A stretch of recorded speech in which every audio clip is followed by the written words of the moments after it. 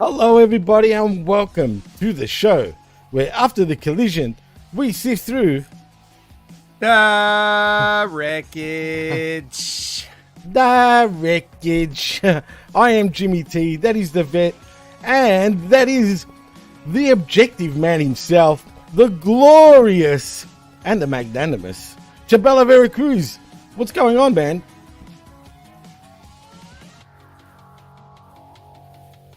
What's going on there to all the wreckage acts out there? You see, my wall behind me is impenetrable. It will not go through any wreckage whatsoever. This is impenetrable wall right here behind me. That means that I'm so glorious. It's a glorious wall. It's a magnanimous wall. It's an effervescent wall. It's the wall of walls. It's not the walls of Jericho. It's the wall of the PWC. It's the wall of the Hameen Media Group. It's the wall of everything. Nice. The professor. The professor. We should have done that. And by the way, we are live on Hameen Media Group and Channel Attitude after the fact. Vet, you know what, man? I want to say this. It wasn't so bad of a friggin' show, but a lot of these matches, again, I don't know, man, if it really meant too much. But we'll get into the wreckage proper after soon. But anything to say on about this show, particularly before we get into the news? Yeah, for me, when I always use my a la carte analogy, I always relate it to restaurants and food and things like that, and I use the particular talent as dishes that are available on the menu and stuff. So, in many ways, watching the show, this was like, you just go to like the nicest restaurant. Everything's clean, everything's bright, the atmosphere is great. Everything has got this nice presentation to it, and then like they just give you like one tiny little bite of food that they plated it up real nice, but there's really nothing there. So at the end of the day, I left the restaurant after several courses and I was still hungry. Wonderful dining experience, except I just didn't get the one thing I came for, which was a full stomach. So that just goes to show you that even when AEW can plate up a real nice show with a nice format that flows from thing to thing, what's actually there is just not that appetizing to me. I don't know if a Professor felt the same way, but that's just kind of my overall take on it before we get deep into it. Well, Professor, speaking of a la carte, wait. there was a bit of a la carte on your menu, actually, Prof. No, to like accentuate the vet's point, I'm going to use an analogy that happens in the East Coast. If any Hameenites are from the New York City area, they know this. When you go into a restaurant and all that stuff, they always put the grade of the restaurant. A's, B's, C's. Well, you never go to a restaurant that says C and low. So anyway, neither here nor there. But there's always this grade called grade pending. They put it on the front. So you choose to go into that restaurant. You don't know what grade it's gonna be. You don't know if it's gonna be F. You don't know if it's gonna be an A+. So you just go in there, with an open eye. If the food is great, that's so be it. But then when you find out that grade is an F, God damn it, you want to hurl, you want to blow chunks and stuff like that. So sometimes that's what collision is. You go into a restaurant with the grade pending, and you try to get some good food in you, and then when they put the grade and it's an F, I'm not saying that collision was an F, because again, it's always the wrestling is never the problem. The problem is the seasoning, if you will. The problem is, the menu is just so predictable. You just want some variety, you want some nuance, you want some sizzle with your steak, and sometimes that steak is dry. That's all I'm saying. It was pretty dry, actually, boys. But we'll get into that wreckage in a moment. But first, we do have some news to report on in the world of professional wrestling. And I'm going to start with you first, Vet. Apparently, Ricochet wants to leave WWE. I still don't believe this, personally. Because why would he leave when he's got his future wife that works in WWE? Unless he does a Cody Rhodes and disappears, with Samantha Irvin. I don't know, but I doubt it. What's your take on all this Ricochet talk? Because it's building steam, especially in the last hour or so. People are really talking about it online. Well, the report is that he has informed WWE that he will not be re-signing, right? He did say that. Did he say that officially? That's what the report is. See, it's very important that we report the report and not misrepresent the information that's available to the public. So, according to PW Insider, so blame Mike Johnson right, for whatever mistakes, or even give him credit for the accuracies or whatever. But they're reporting that their sources say that Ricochet has indeed told WWE he will not be re-signing. So if they're wrong about that, he's free to tell us that is an incorrect report. I can totally understand if Ricochet does not re-sign, because he's made his money there for 5 years. And he can go back to doing, if he thinks he can get a better shake somewhere else in terms of like creative or presentation or whatever, if he can be himself in a way that he's not being allowed to be, for example, then I can see why he might want to do that. I could also see why he would want to just stay there, but I kind of feel like either the writing's been on the wall and that's why he wants to leave, or they known he was going to leave for a while and that's why the writing's been on the wall what it's been, where he's, job this guy, job this guy, job this guy. Like, well, he's not sticking around, so we might as well get something out of him. Personally, I've always seen Ricochet as a big star. I had a vision for Ricochet. I've never seen his vision realized. If he were to go to AEW, which would be the obvious choice, they will not know what to do with him either. They will not see my vision. Even Ricochet might not have he might not even have my vision for him. So I don't know if anybody sees what I see in Ricochet, but he could have been a big, big star in the WWE, and much of that run was a Vince McMahon run, and it's just a lot of wasted time.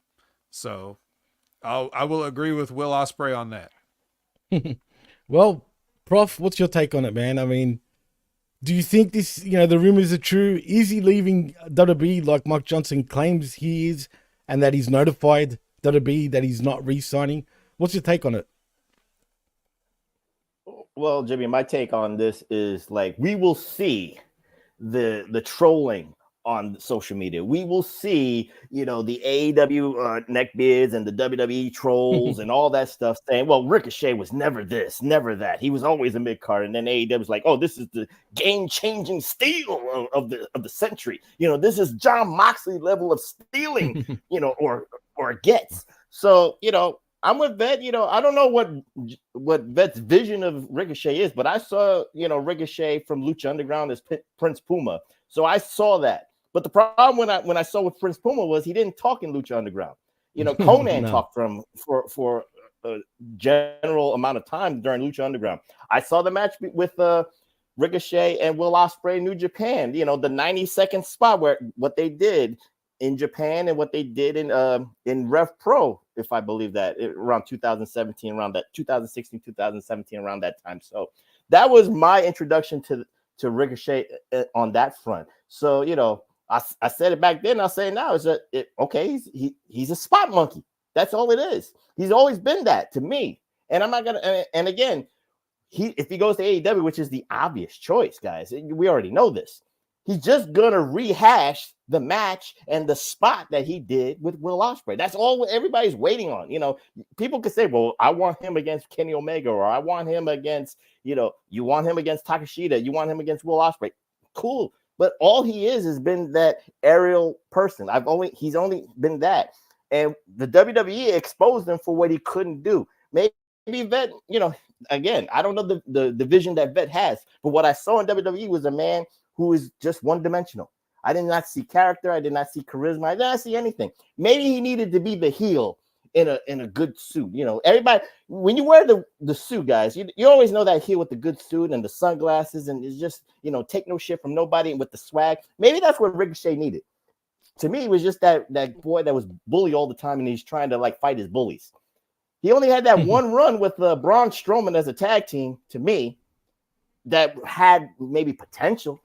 But anything before that, it was all NXT success. And again, that black and gold success was the one-dimensional thing. That's what Triple H was doing. He can utilize that one-dimensional success. He was a North American champion there and all that stuff. The only time he had the IC title, he had the US title, he had a resume, and he was the inaugural Speed champion. Let's not forget that. The most prestigious title in wrestling, the Speed Championship. He's wasting. He wants to go to AEW and then get rid of the Speed Championship. The legacy that he just created in 3 minutes or less. Come on, guys. What are we doing here? Well, to Vet's credit, actually, I was with you, actually, Prof. I felt the same way. But to Vet's credit and Vet's vision on Ricochet, Vet, when you explained your vision to me on this very show about how you could do so much with merch, especially like, for example, like action figures, man, he'd be the perfect action figure. Like literally, like you could do so much. I mean, I know he's got action figures already, but you could do so much more than just what you see in the ring. I mean, in a way, the way he does wrestle is like a superhero character, to your credit, Vet, because, he does shit that others, can only dream of doing. So, Vet, I'll give you that credit. You got me to see what you meant with the potential with Ricochet. But to be fair to Ricochet, he has been frustrated lately, it seems, in WWE. So there's no surprise if all the rumors are true. Yeah, just to clarify my vision, I look at like a guy that could have. They don't have. I think what they want Seth Rollins to be. I like Ricochet in that spot more. The kids especially, because he has the he has a lot more like crazy athletic ability than Seth Rollins. And I also just like the way he sells better than Seth Rollins. Seth Rollins doesn't sell anything. He just grabs his knee until it's time for the next spot and screams. Yeah, but I see in the terms of not in terms of a psychology now. He can't be this, but I'm looking at Ricochet in terms of like a 95-96 Heartbreak Kid, where they got a guy on top that is constantly battling bigger threats, but not look like the way Professor describes as fighting his bullies, which no one really thinks about Shawn Michaels in that way, and that's the difference. They screwed up the presentation of Ricochet by just making him seem like an afterthought or lower mid card or whatever. Just like, oh yeah, he's a flippy guy, which he is, but it's your company and you can tell him to do whatever kind of thing you want him to do. So if you're not getting the max value out of him, that's your fault. That's everybody that's booking him's fault. It's not what he can't do. I've seen what Ricochet can do. He doesn't need to prove anything else to me. And the one big knock against him is his, like his promo. But I've seen him do some decent enough promos. It all depends on what he's given and how he's comfortable presenting it. But yeah, I just see an alternate universe in which Ricochet could have been a much bigger star, but he can't, no wrestler can do it on their own. No wrestler decides, oh yeah, I'm just going to do everything I want to do. And then the company has to go along with that. There's usually at least a little bit of give and take. If not, you just do what I say, 'cause I'm the boss or whatever. So anyway, like I said, I don't know what Ricochet's vision is. I don't know what, Tony Khan's vision might be, but I don't think he'll be any more creatively satisfied if he were to end up going to AEW in the long run, because there's just a lot of people there not getting TV time, and he'll just be the newest one. Could he possibly go to New Japan, or is that a far sort of chance of that happening? I mean, people are leaving New Japan. They're not going to New That's Japan. true. That's true. So AEW really is the only plausible thing. Ricochet could set the market for himself. He can do that. He could do his list. He could travel around the world. He could go to England. He could go to Japan. He could play that kind of card right now, like Mustafa Ali is doing right now for himself. So he can book himself in that light and make him and set the bar for his, free agency, if you will. I just will say this, again, there's a lot of potential with Ricochet, or, people would have said this. If Ricochet stayed in New Japan and just been that New Japan guy, just like Will Ospreay did, maybe we would look at Ricochet in a different light, just like Will Ospreay did. He stayed in New Japan for all those years, and look where Will Ospreay is. We could take him seriously as a world heavyweight champion. We could take him seriously as a main event caliber. He went to WWE. He went to NXT. He was close. I think when he went to NXT, we looked at him as a high upper mid card kind of guy, but maybe not a main. Well, I'll just say this for myself. I'm not speaking for anybody else. Maybe he's not the main eventer, but he's an upper mid card guy. Again, the Intercontinental title situation or the U.S. title situation would have been great for him. But if he stayed in Japan, maybe we could have said the same thing. Well, Ricochet's coming to AEW. He's world heavyweight champion, all that stuff. So, it is what it is. When you pick the path, Will Ospreay stayed on his path, and that's where he is right now in AEW. And now a lot of people saying he's going to be one of the faces of AEW. We didn't say, if Ricochet stayed in New Japan, we probably would have said the same thing. And Ricochet would have been in maybe in AEW in 2021 or 2022. And we would have said Ricochet is going to be the face of AEW too. That's just why I look at it. Funny enough, I preferred him as Prince Puma, even though he didn't talk. I don't know. I like the aesthetic of Prince Puma. Maybe it's better when he doesn't talk. You know what I mean? But Serge in the chat, your former co-host Vet, says Ricochet versus Daniel Garcia. Oh boy. Book it. I can picture that. Yeah, don't book it, please. Yeah. Furthermore, on the Ricochet point and to Will Ospreay, it's like they're both their own worst enemy. You don't want them to have too much input on what's going on. That's the issue, because they really don't have the psychology to fully get over the kind of characters that they're trying to get over. They're just going to do every move they know in every match if you let them. So you have to corral that, train that, teach that, and slow them down a little bit to make their stuff mean more before they kill themselves. So that's just where I see that. And I don't know if Ricochet was ever going to be like a New Japan guy, or if he was just there for the Super Juniors tours and stuff like that. But that thing with Will Ospreay, the viral clip and stuff, is just an example of everything that's wrong with what the new generation thinks professional wrestling is. It's a weird exhibition of acrobatics that has nothing to do with anything in logic. That's his legacy. That's Ricochet's legacy. That's, people won't remember a match of theirs. I'll say this. This is going to be a hot take. Will Ospreay could have 100 5-star matches, according to Dave Meltzer. I dare anybody try to tell me what was match number 45 in the 5-star matches. You can't name it. What was his first 5-star match? But you will remember that 90-second spot between him and Ricochet. That's all we will remember for the next 25 years.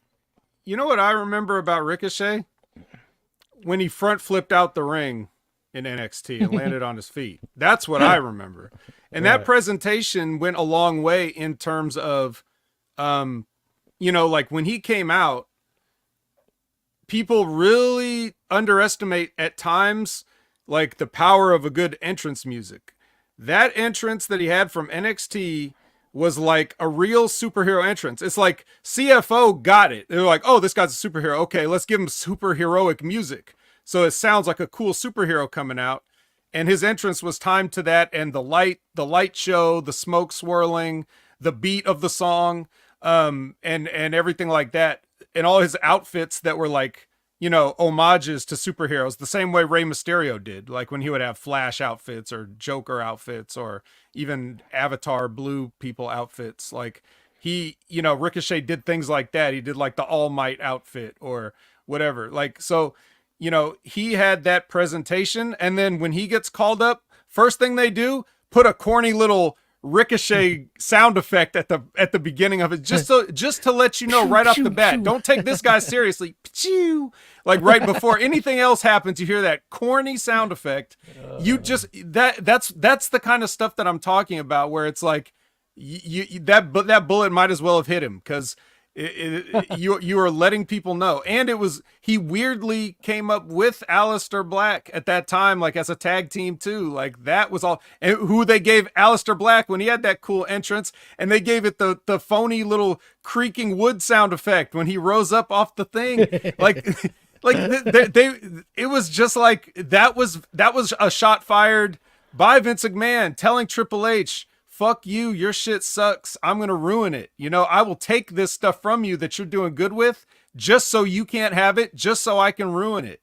That's the kind of civil war that was going on around that time. And that's part of the reason why people look at Ricochet now, and even people in the chat are burying him and stuff. It's because you all saw that presentation and it worked on you. Like, mission accomplished for Vince. To be fair, all those are more positive memories. There's a negative memory about Ricochet on social media. Something to do with his booty hole, something to do with liking certain sexual things. I'm just saying, you know, everything you that just ruined said it for me, straight up, boys. Everything you just said is positive memories for Ricochet or potential memories. I just spilled out the negative memory of Ricochet. So, you know, AEW's getting a booty warrior. That's what they get. Booty warrior. Oh no. I'm not gonna lie, enough, I agree with him. Fair enough, but I didn't, you know, me personally, I never even saw that. I only heard other people talking about it. So imagine the average fan that's not really, I'm talking about the people that really are the wrestling fans that buy the tickets, not the vocal minority on social media. They don't know anything about any of that. So besides, you still got, even if somebody does stupid shit, you still got to market them to the best of your ability to try to make money with them. So, you know, could you market him for a dildo possibly? I mean, anyway, well, maybe. That's what I'm saying. But no, but in all seriousness, though, wrestling, AEWshop.com, the Moody Warrior, Ricochet. Oh boy. I know, I'm just thinking of Vince McMahon for crying out loud when he was playing wrestler, if you know what I mean. But I won't go there. Because imagine the Ricochet. I wonder what that would have been. But but anyway, look, whatever happens, good luck to him. I mean, if he does leave while his contract is up, does this mean like he's got no compete clause in his contract? He can just appear in AEW as soon as possible? Does anyone know this? I don't know. It would depend. Probably so, because of the contract he signed. Right. Sorry, Prof. That law that's passed in Congress where you don't, that no compete clause. Oh, I heard about that. That's kind of like, that's still sketchy, especially in the United States. Has it been ratified? Has it been passed? I don't know. So, you know, again, to each is, you know, I'm not going to say yes or no on that, but again, there's some flaky laws going on in the United States right now as we speak. Vet knows this too. So again, we don't know. So we'll just see if he can be on AEW All In at a certain time, and you'll know that that no compete clause doesn't exist anymore. Right. We'll see if he does appear. T and Cooper now says in the chat, don't forget Darby and the hot sauce incident. I don't even know what he's talking about. What hot sauce incident? You do know what he's talking about. I'm just telling you, there's some memories about Ricochet that's going to go on the other side. That's all I'm just saying. For a bunch of casual fans, some people get really deep into it, apparently, pun intended. Yeah. Anyway, just you know, leave your fingers out of your booty hole, boys. Just saying. But anyway, and hot sauce, I don't even want to know what was going on there. I really don't. He must have had a match with Tracy Williams. That must have been the incident.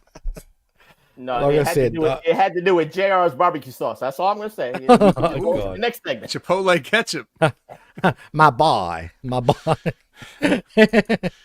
Anyway, enough of the hot sauce and finger poking. And I'm not talking about the finger poker doom, but you know what I mean. But still, anyway, we'll see what happens with Ricochet. If he leaves, booty hole being the doomer. Look, thank God I've never seen it, man. That's Samantha's problem now.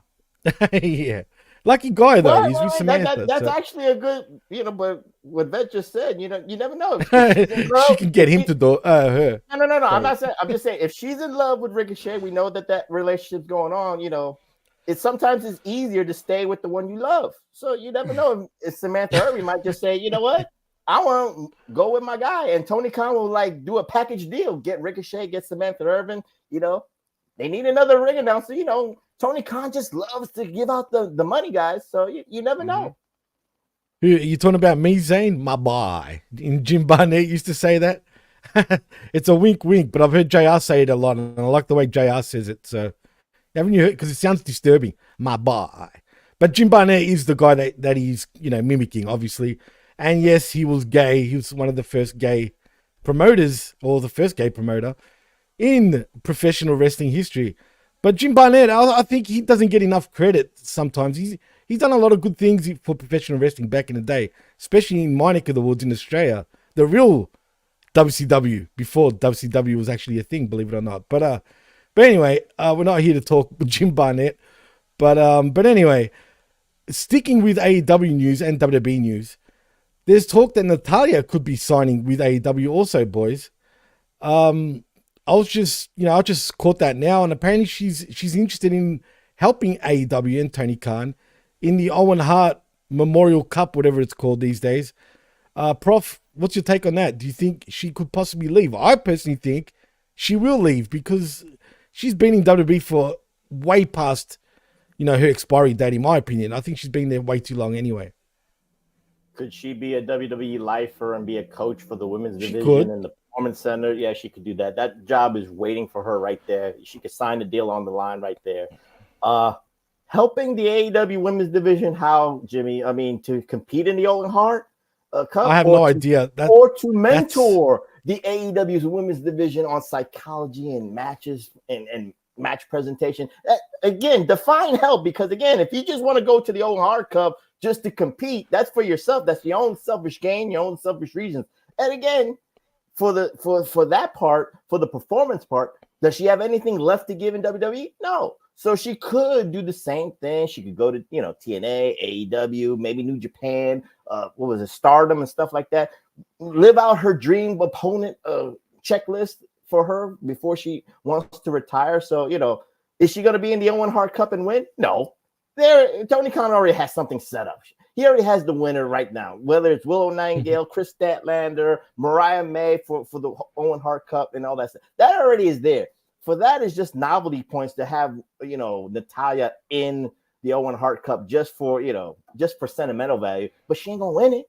Maybe she'll come in third, but she won't win it. So again, it's just what kind of help does she want to give? That I can't tell you, because the report only says she's interested in helping out in the tournament and that's it. So I don't know. But Vet, what do you think? Do you think she's, a given to jump ship and go to AEW? I don't know. A given? No, I don't know anything. Here's what I think. I think that I think she thinks she's got more in the tank. She's not going to give it up. I think if the mentor role that she's had or had the reputation of having for the past several years has just been her way of coping and being a good soldier, thinking that she would get rewarded for it. I think she very selfishly would still like to have a run, and she's just like, well, I might as well help these other kids along the way so that I have somebody to work with if I ever get my run. Like, I that's what I really think it is. I don't think it's like a philanthropy deal with her. So if she thinks that she can get a run in AEW, that's why she'll go. I don't think she would care necessarily about helping other people first and foremost. Every wrestler should be, whether openly or privately, they should be thinking, I'm going to get the bag and I'm going to do it as long as I can, by whatever means I can. And, if she really is as old school as she wishes she was, then she would have that mentality of holding the young talent back and getting it all for herself before she goes. So now I could be completely wrong on that.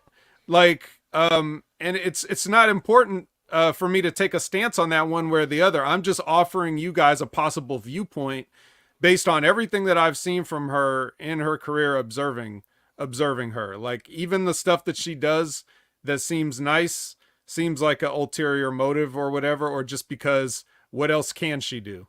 And I'm not saying that she's had the fairest shake. I know that they've messed with her a lot over the years. So like, I get it.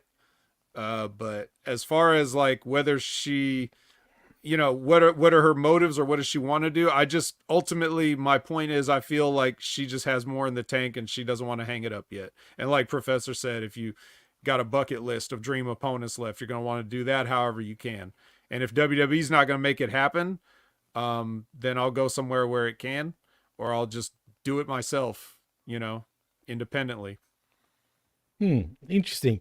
Todd Brownlee brings up an interesting thing in the chat where he says Natalya's situation is similar to Dolph Ziggler, great talent, but never considered the top woman who might be better off going elsewhere. I see where he's coming from, but make no mistake about it, though. You know how you said that, they've given her shit over the years, vet and whatnot, and which they have, and I'm talking about WWE. She does hold a lot of power, though, in that company in terms of the women's locker room. So, there's been all sorts of reports in the past that if you cross her, you're pretty much out of WWE if she wants you out. You know what I mean? So, I don't know, man. It'll be interesting to see what happens. I personally don't care if she ends up in AEW or stays with WWE. I'm indifferent to her now.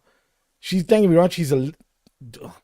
Do you consider her a legend, for the women's division? I guess you would, right, guys? There's a legend, and then there's she's just old. For a reason. Yeah. Yeah, well, yeah, whatever. The point is, she has left her mark in WWE, whether she's been viewed as the top woman or not. She has won the top championship on multiple occasions. But sticking with WWE and AEW and with wrestlers crossing over and whatnot, apparently Penta El Zero Miedo, boys, could be interested in jumping to WWE, and WWE is very interested in signing him. Vet, I can see this happening, dude, for some reason. And if I was him, I would jump. Do it. Do it now. Everybody involved, do it. Sign him, lock him up, pay whatever it takes to get Pentagon. Like, we can't have all this, weird, long, stupid, name. Get that settled. Get all those rights issues settled, trademarks settled. Pay them whatever they want. Let him be Pentagon. Give him the Cero Miedo as the trademark, the catchphrase or whatever. And then just start printing money with all those toys and masks and variations and, video game and all this. Just do everything you can to get those images out there, because regardless of everything else, he is a cool looking guy. Like, you want to see a guy that looks cool. He looks cool. Kids will think he's cool. Adults will think he's cool. George Kittle obviously thinks he's cool. So just, lock him up. He's one of the few luchadors who does not he doesn't live and die by flipping on stuff. He'll just sit there and fight the whole time if that's what it calls for. I feel like he only flips sometimes in AEW just to fit in. I don't think he really wants to do it like that much. So let him be the brawler that he was, kind of Lucha Underground era. That was the best version and impact. Yeah, man, and then just start that marketing machine. Just start it up, start it, and start getting that merch out there for the kids. Prof, could he be the next Rey Mysterio if Rey Mysterio is on his way out, say, due to age? He's getting up there in age. I mean, obviously Ricochet could have been in that spot. Speaking of Ricochet earlier, I felt like he could have been the face of like the luchadors per se, even though he's not technically a luchador, but you know what I mean. But I guess wrong place, wrong time at the time. And now if Penta comes in, I think he would be in the right place at the right time if he was to jump to WWE. You might be shocked, Jimmy and Vet, with what I'm about to say. Okay. I don't want him to go to WWE. I think he should stay in AEW. The reason I don't want him to go to WWE is who's in charge. If Vince McMahon was in charge, we have the Mexican Undertaker with Penta. You with think Triple so? H? Yes, I would. Because wait, Jimmy, I was looking at my face. Wait. But with Triple H, we have a guy that will go into WWE either joining LWO or Legado del Fantasma group. He will be stuck in some cultural war that I don't want to see. But again, with everything you said and the history of the Penta image, and I'm talking about Lucha Underground, Vince McMahon would be like, you know what? I might have a Mexican Undertaker. I don't need the next Rey Mysterio. I might have something, and it could go worldwide, and people might think it's crazy. But with Penta's abilities, his mat technician on the ground, and then sometimes, to stay with the boys, like Vet says, to do some flips and shit, he would have been a great, dark, mysterious Mexican Undertaker. I'm just saying that, but the wrong person is in charge. Just think about it. I want him to stay in AEW. At least he's in a position with the Lucha Bros. He could be the contenders for the AEW Tag Team Champions. I don't see him in the main event picture. Maybe the TNT title, maybe maybe the international title in quotes, but I don't see him doing anything in WWE. That's just me, and I'm not even trolling here. I'm just being honest. Yeah, I'm with you. But all he's going to do in AEW is more jobs, so he might want to just try it. Also, I agree that Triple H may not have that vision, you know? I'm speaking optimistically. I could easily fit him into that whole thing that they already have. That would be easy. You know, it took me 5 seconds to think of it. You march him in there, and then both sides are trying to get on him, and he won't join either one. And he does his own thing as the Mexican Undertaker. Now, as Mexican Undertaker, as far as Vince McMahon goes, he wouldn't have saw it either. Because as soon as he walks in there 5'7", Vince McMahon would never have cared about him ever again at that point. So neither one of them can. I'm not saying nobody's getting their value out of him, which is the Ricochet story, which is the story of so many people. I mean, Jimmy, we were talking about Mark Henry, like how many years of his career wasted, no max value. Right. Nobody's getting the max value. Nobody has the vision. These people that are called visionaries and credited with being visionaries, they don't see shit. They just don't. Like, they don't even see what they have. And even the guys that you guys think are over aren't even as over as they could have been. John Cena could have been more over. Everybody could have been. The Undertaker could have been more over, really. I mean, so many people could have been more over, and just as over as they were, like, we settle for mediocrity sometimes. But like, we're just talking about, like, just from the image. Here's this guy in an 8x10, a glossy 8x10. You don't know how tall he is. You just know he looks cool, and that's the marketing there. I was going to say that, right? You know, like, that's the thing that all those guys in Legado, all those guys in the LWO that they don't have. Put a Joaquin Wilde on 8x10. What's the difference between him and Angel Garza? Nobody knows. You know, you would have to have followed their whole career to know any differences of them. But if you just put two pictures side by side in front of somebody that's never seen them before, and then you slide a Penta picture right up in between them, who's gonna win that Pepsi challenge, right? So that's basically what I'm saying. That's what you have right now. And WWE seems very interested in, like, superficial levels of marketing and merchandise and those type of things. They always have been. I believe it was, who was it? Was it Ed Ferrara that called them a t-shirt company that puts on wrestling matches? Yes. That's fine. Yeah. It doesn't need to be anything else than that. And Penta is your poster boy, your newest poster boy for that. And he doesn't have to do one flip to get over with a certain segment of the population. That's why I say do it. Everything that Professor said is valid as well, because he's talking about the real world situations. So it's really, you know, you never know what's going to happen. Sometimes the grass isn't greener on the other side, but sometimes you got to bet on yourself. That's a phrase that keeps popping up in wrestling all of a sudden. Bet on yourself. Usually means you have to go to TNA because nobody else will sign you. So, you know, but you know what? To your credit, Prof, Vince would have seen something like that when he's watching the TV screen.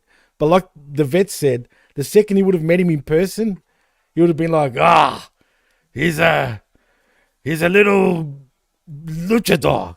You know what I mean? He would have looked at him like a little man.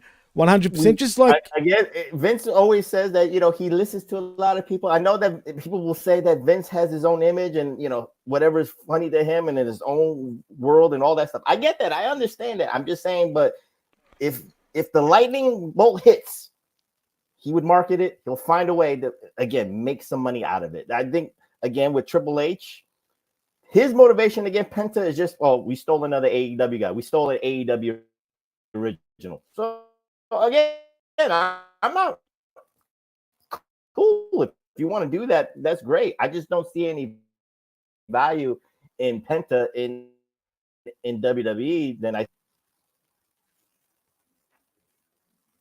Yo, Prof, you still there? We're having some technical difficulties, I think. Yeah, I'm not delayed, am I, Vet? To you? You got me, guys? Not delayed. No, you just seem delayed, Prof, a little bit. That's all. Yeah, you were cutting such a hellacious promo that the internet shut down. Yeah. Jesus Christ. Yeah. Well, there you go. Conspiracy. It's a conspiracy. No, well, look, I don't know. Both you boys brought up great points. I mean, so either way, it doesn't feel positive. Whatever happens at this point, I just feel like in AEW though, he's never been used right at all. Never. He's never had a singles run. You know what I mean? Like a proper singles run. He's left with his brother all the time. And don't get me wrong, he kind of seems happy about it. He doesn't seem to really care. I could be wrong. Maybe I'm misreading things. But going by what I see on television, he seems happy. I don't think he really gives a shit if he has a deep and meaningful program or not. Maybe it's the schedule because he fights maybe once or twice a week. He go to Mexico. Is he AAA or CMLL? I don't remember which is which. Is he one of those? CMLL with CML. No, so maybe he would be AAA. Penta's AAA. Was he? Oh no, yeah, you're right. I think it is AAA because he's on Triple Mania. So yeah. Yeah, so he could go to he could go to AAA, do some, he can main event there. That's why he's not maybe he's not as frustrated as we want him to be. So he could go to AAA, main event there, and all that stuff. So the schedule is probably more conducive for Penta to do certain things in Mexico like that. Or if he wants to leave AEW, then go to MLW because they still kind of honor that Mexican, and America kind of relationship right there. Either way, we'll see what happens. But you're right. Look, boys, do you think Triple H, look, as much as, everyone gives him credit, and so have we've given him credit, and he has made WWE per se better, don't get me wrong. But he seems to not know how to book ethnic wrestlers, shall I say. You know what I mean? To put that term lightly. I feel like he doesn't know how to book black wrestlers properly. And I guess the same with Mexican wrestlers. He just doesn't seem to know what he's doing in terms of them. Is it because he's out of touch in some ways in terms of, I don't know, ethnicities and whatnot, or he doesn't care enough? And like, was it you that said that, Vet, about he's just, or maybe you, Prof, about him just bringing anybody from AEW to say, he brought in another wrestler from AEW. Vet, do you think he's a little, overrated? I mean, he has said himself also that he uses, his own writers more so than his own decisions, and then makes his mind up from what all the writers have put down. So I don't know. What do you think, Vet? I mean, again, it's all speculation on my part, but I just feel as though Triple H is letting people do their jobs, and he's kind of got an embarrassment of riches there because even, some of the least interesting people are some of the most talented, wrestlers on the market. So, I made jokes about guys like the, Legado del Fantasma or whatever, but I mean, Santos Escobar is great. It's just that they're not doing anything with them, but that's what I mean. They have so many people and only so much TV time. So no matter what anybody's ethnicity is, like he struggles to get them all on the playing field. It's just the way it is. And I think if he is letting people do their jobs, then maybe they're just not as qualified for their jobs, and maybe they'll get sorted out eventually. So we'll see. But yeah, I don't think he should get as much credit I don't think any figurehead should get as much credit or blame as they do. But that's just that's just a human nature thing to just take the one person that we know and then point all the fingers at him because we don't know anybody else. We just know the one person, so we blame them. Or we give them the credit or whatever. So yes, to answer your question, yes, overrated. Yes, underrated. Yes, letting people do their jobs. Yes, making decisions himself. This comes with the territory anytime you're put in a position like that. Anywhere, any part of the world, any kind of job. Prof, before I get your take, I just want to say, Zane Vicious says in the chat, the white dude from New Hampshire can't book ethnic wrestlers. I mean, he's right. I mean, he's from New Hampshire for crying out loud. But, Prof, what's your take? Is there something to that? I'm more confident in terrorizing booking talent more than Triple H. I'll just say this. Everybody has their guys. Vince McMahon had his guys that he was pushed to the moon. Triple H, as we're seeing during his era, he has his guys, and you can tell where they are on the card. Look at Gunther as a good example on that marquee. Tony Khan has his guys of people that he wants to push in a certain light. So that's all it is. If you have the power of the pen, you will promote and push your guys that you like. So Triple H, you see who he likes and who he can book and all that stuff. And again, we'll see, people, there is a honeymoon period for everybody. Tony Khan has been through his honeymoon period, and now people are being a little bit critical. So Triple H maybe has another year or a year left on the honeymoon period per se, and then we'll be like, okay, we're going after Triple H and seeing what he's done wrong. And one of the first things we always see wrong is people say, well, he can't book ethnic wrestlers. So, that's Exhibit A. Look at, again, we could say Vince McMahon booked Bobby Lashley better than Triple H. Oh, I agree with that, actually. So, I'm just putting it right there. How about the Street Profits? That was a Triple H find, and you could say that was a Triple H kind of, booking for an NXT. What are they doing on the main roster? So it's the same thing. They were trying to do the Hurt Business 2.0, even though they didn't want to say that. So again, it's just he wants to push his guys to the moon, and there's certain people, and you can tell about the TV time. If there's a special project that Triple H wants to prove a point with people, he'll put them on Front Street. I can, there's certain, and here's a good example of this. Like from the NXT Black and Gold days, you can remember those guys. Like Finn Balor and Shinsuke Nakamura and stuff and Bobby Roode and all that stuff. Those were Triple H guys. And everybody was hyped during that time. And you was hyped, right? And Ved was hyped, and we were all hyped and all that stuff. And what were we saying when Vince McMahon had the power? Oh, if Triple H was in total power, these guys would be, the pillars of WWE. So now he's got the pen. So who are his pillars? That's the thing. Is like, who does he want to put? Who is his pillars in that life? Who is his guys? That's true. Finn Balor's there. Shinsuke's still there. Or do they feel as big? Maybe Finn Balor because he's in Judgment Day. Finn does. Finn kind of does, right? But does Shinsuke? That's a Triple H guy. He was marking out for Shinsuke. It was a coup for Triple H to convince Shinsuke Nakamura to come to WWE and do that challenge. Is Shinsuke part of his pillars? No, not right now. But you can look at Braun Breaker. Braun Breaker is a Triple H kind of project, in air quotes. Seth Rollins, you could say, is a pillar too to Triple H, I think, anyway. Yeah, but you can tell who Triple H values more in his pet projects or just who he wants to push. Everybody's the same way. Vince, Tony Khan is the same way. No, I agree with that. Todd says in the chat, it's always been that way, and that offends me as a black man and as a wrestling fan. Well, it's true. I mean, it is what it is. And he also says, thoughts on Freddie Prinze Jr. possibly starting his own promotion. I feel like all of these talent might be used to their potential if they went to work for him. He's been saying this for years, Todd, and still nothing's happened. So, I mean, am I wrong in saying that? I mean, he has. He's been saying this for years. I feel like he's all talk, really, and that's about it. Vet, am I wrong in saying that? Yeah, my only comment on Freddie Prinze's promotion is jeez. That threw me off. Prof, do you agree with that statement? I will expound on Vet's eloquent, comeback. Man. Nice. Labrat says DIY is a Triple H pillar. Oh God. Yeah, but not really. Like you see those guys of like he's some people, I know some of those guys were, for the Finn Balor and Shinsuke examples, they were. Triple H was really into those guys, and then he handed him over for several years to get ruined, and now he has to rehab that. He's got to figure a way out of that. Like he can't just immediately come in and just dump the Judgment Day. I guess he's trying to work his way through that.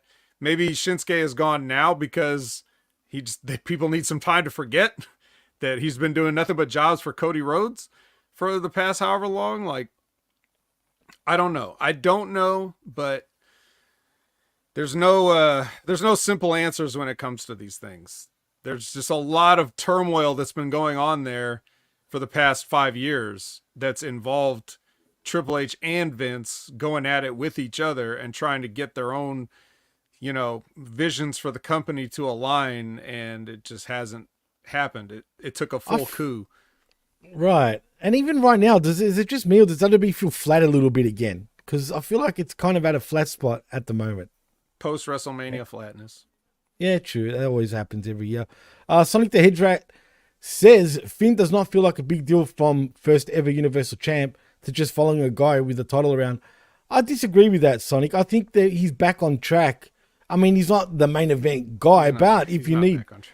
He's not back on track. You don't think so? No, absolutely I think not. in Judgment Day, he's been all right. Get back on track instantly, but right now, no, he's not. It's just him and JD McDonough are like the flunkies. Yeah, that's the worst presentation Finn Balor's ever had. He had a better presentation riding a motorcycle with Matt Bloom than this. Yeah, I don't mind him in this role. I don't know. Prof, what do you think? Do you think he's... I mean, he does have more potential, don't get me wrong, but in this role, he's not too bad, in my opinion. The payoff will be when he betrays Damian Priest and maybe he could chase the belt. But that's if Damian Priest will have the belt if, Drew McIntyre wins it at Clash of the Castle. So are you just pay off Damian Priest against Finn Balor just for the leadership of Judgment Day? Because then that's a moot point right there. There's nothing on the line, really. So... I like Finn Balor. I like his history there from NXT. I like him being the first Universal Champion.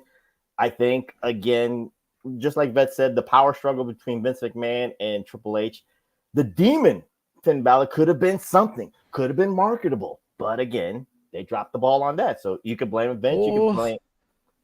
To be fair, that's his decision, apparently, Prof. It's him that doesn't want to play the demon character anymore.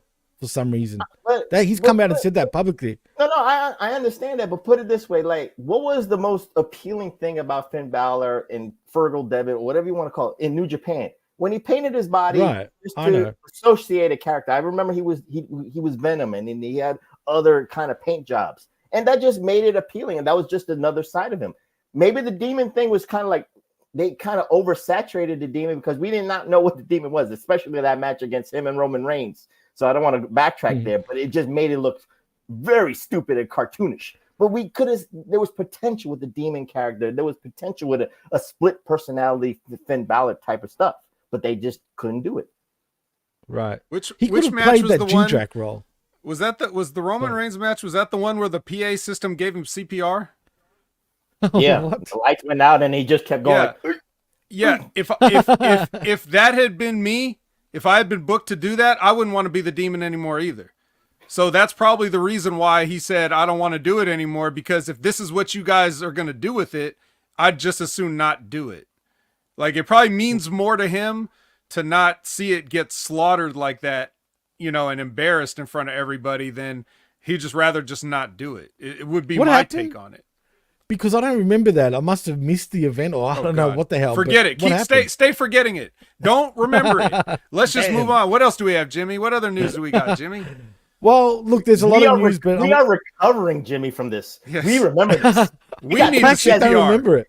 I must have missed the show. I don't know why, but I must have, man. I don't recall that, but it's funny that you guys bring it up. Look, I'm going to stick with this as the last piece of news because there's all sorts of news, but to me, I'll say this is the most significant of the bunch right now in terms of what's left. And apparently, WWE is very interested in a few TNA wrestlers. And in particular, they want Josh Alexander. And who's the other one? There was one more that they wanted. And apparently also, besides her, also Leon Slater. Now, Vet, you're the resident TNA guy. I am. I don't know much about Leon Slater and how good he is, but I know how good Josh Alexander is. I can see Josh Alexander possibly joining WWE.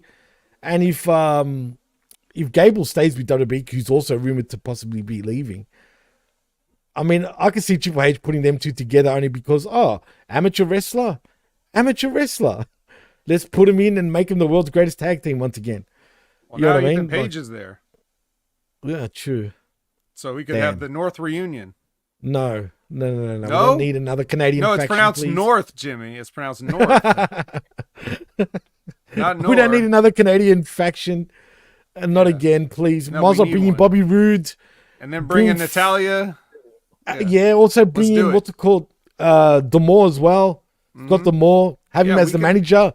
Team Canada. Hey, Eric Young as well. There you go. We could do it with white people too. Like it's not only other ethnicities that have to get we don't need together. We could get a group of white people that we don't need if they're Canadian, that avoids the usual connotation of a congregation of white people. Fuck it, so bring in Hacksaw Jim Duggan once again too from Team WCW. Come on, Ben. Be honest. Triple H has fucked over white people so many times. Come on, so many times. That's right. CM Punk. Yeah. Well, who cares about Josh Alexander is my number one point. Leon Slater, though, that's the one that most people probably are like going to give the Conan who. But there's a good reason for that. He's 19 years old. He's black. He's English. He does flips. Yes, and he a few, like I would say, 200 push-ups a day, and this guy's physique will be ready in 6 to 8 months time. He just needs to do a little more chest press exercise. Just spend all day on all the chest machines, do all the free weights, do all the barbells, do all the machines, just everything chest, and this kid will be good. But yeah, he's quite a prospect. So if you're interested, you might check out some clips or whatever from TNA recently. I like him. Okay. But unlike a lot of guys like that, he's got some size to him. He's got some height. He's not, like I said, obviously from my push-up comments, he's not super jacked. He's just kind of plain body, maybe a little bit bigger than Sami Zayn, but he's tall. So, he checks a few boxes, and I could see why they would be interested in him, because at 19, they're looking at, it's like, okay, unspoiled, fewer years of bad habits built up. We can get this in NXT, give him some fundamentals. If he doesn't already have fundamentals, he seems okay. And get him at a bargain basement rate. Get him at a bargain basement rate. Get that rookie contract. Definitely, yeah. Sonic the Hedgehog says, yeah, black in English, that's not a thing. It's a thing. It's a thing. When we're looking at things that are different, like black. Why? Because he sounds different. Come on. That's right. Well, anybody from England is automatically like, you're okay. Yeah, this is different. You could put him in a mask, vet, and go in NXT. He could be Black Panther. He's black in English. It's a thing. It's a thing. It will work.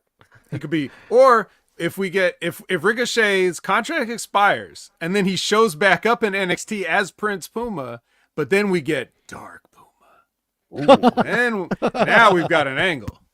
There you go. Dark Puma. I like it. I like it a lot. Also, T.N. Cooper wants to know who from TNA Wrestling would do great in WWE. Vet, since you're the TNA guy, once again, who do you think?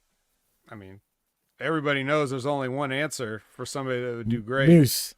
It's actually kind of in my, obviously he would do great, but now I will just speak for Professor here, speak as Professor.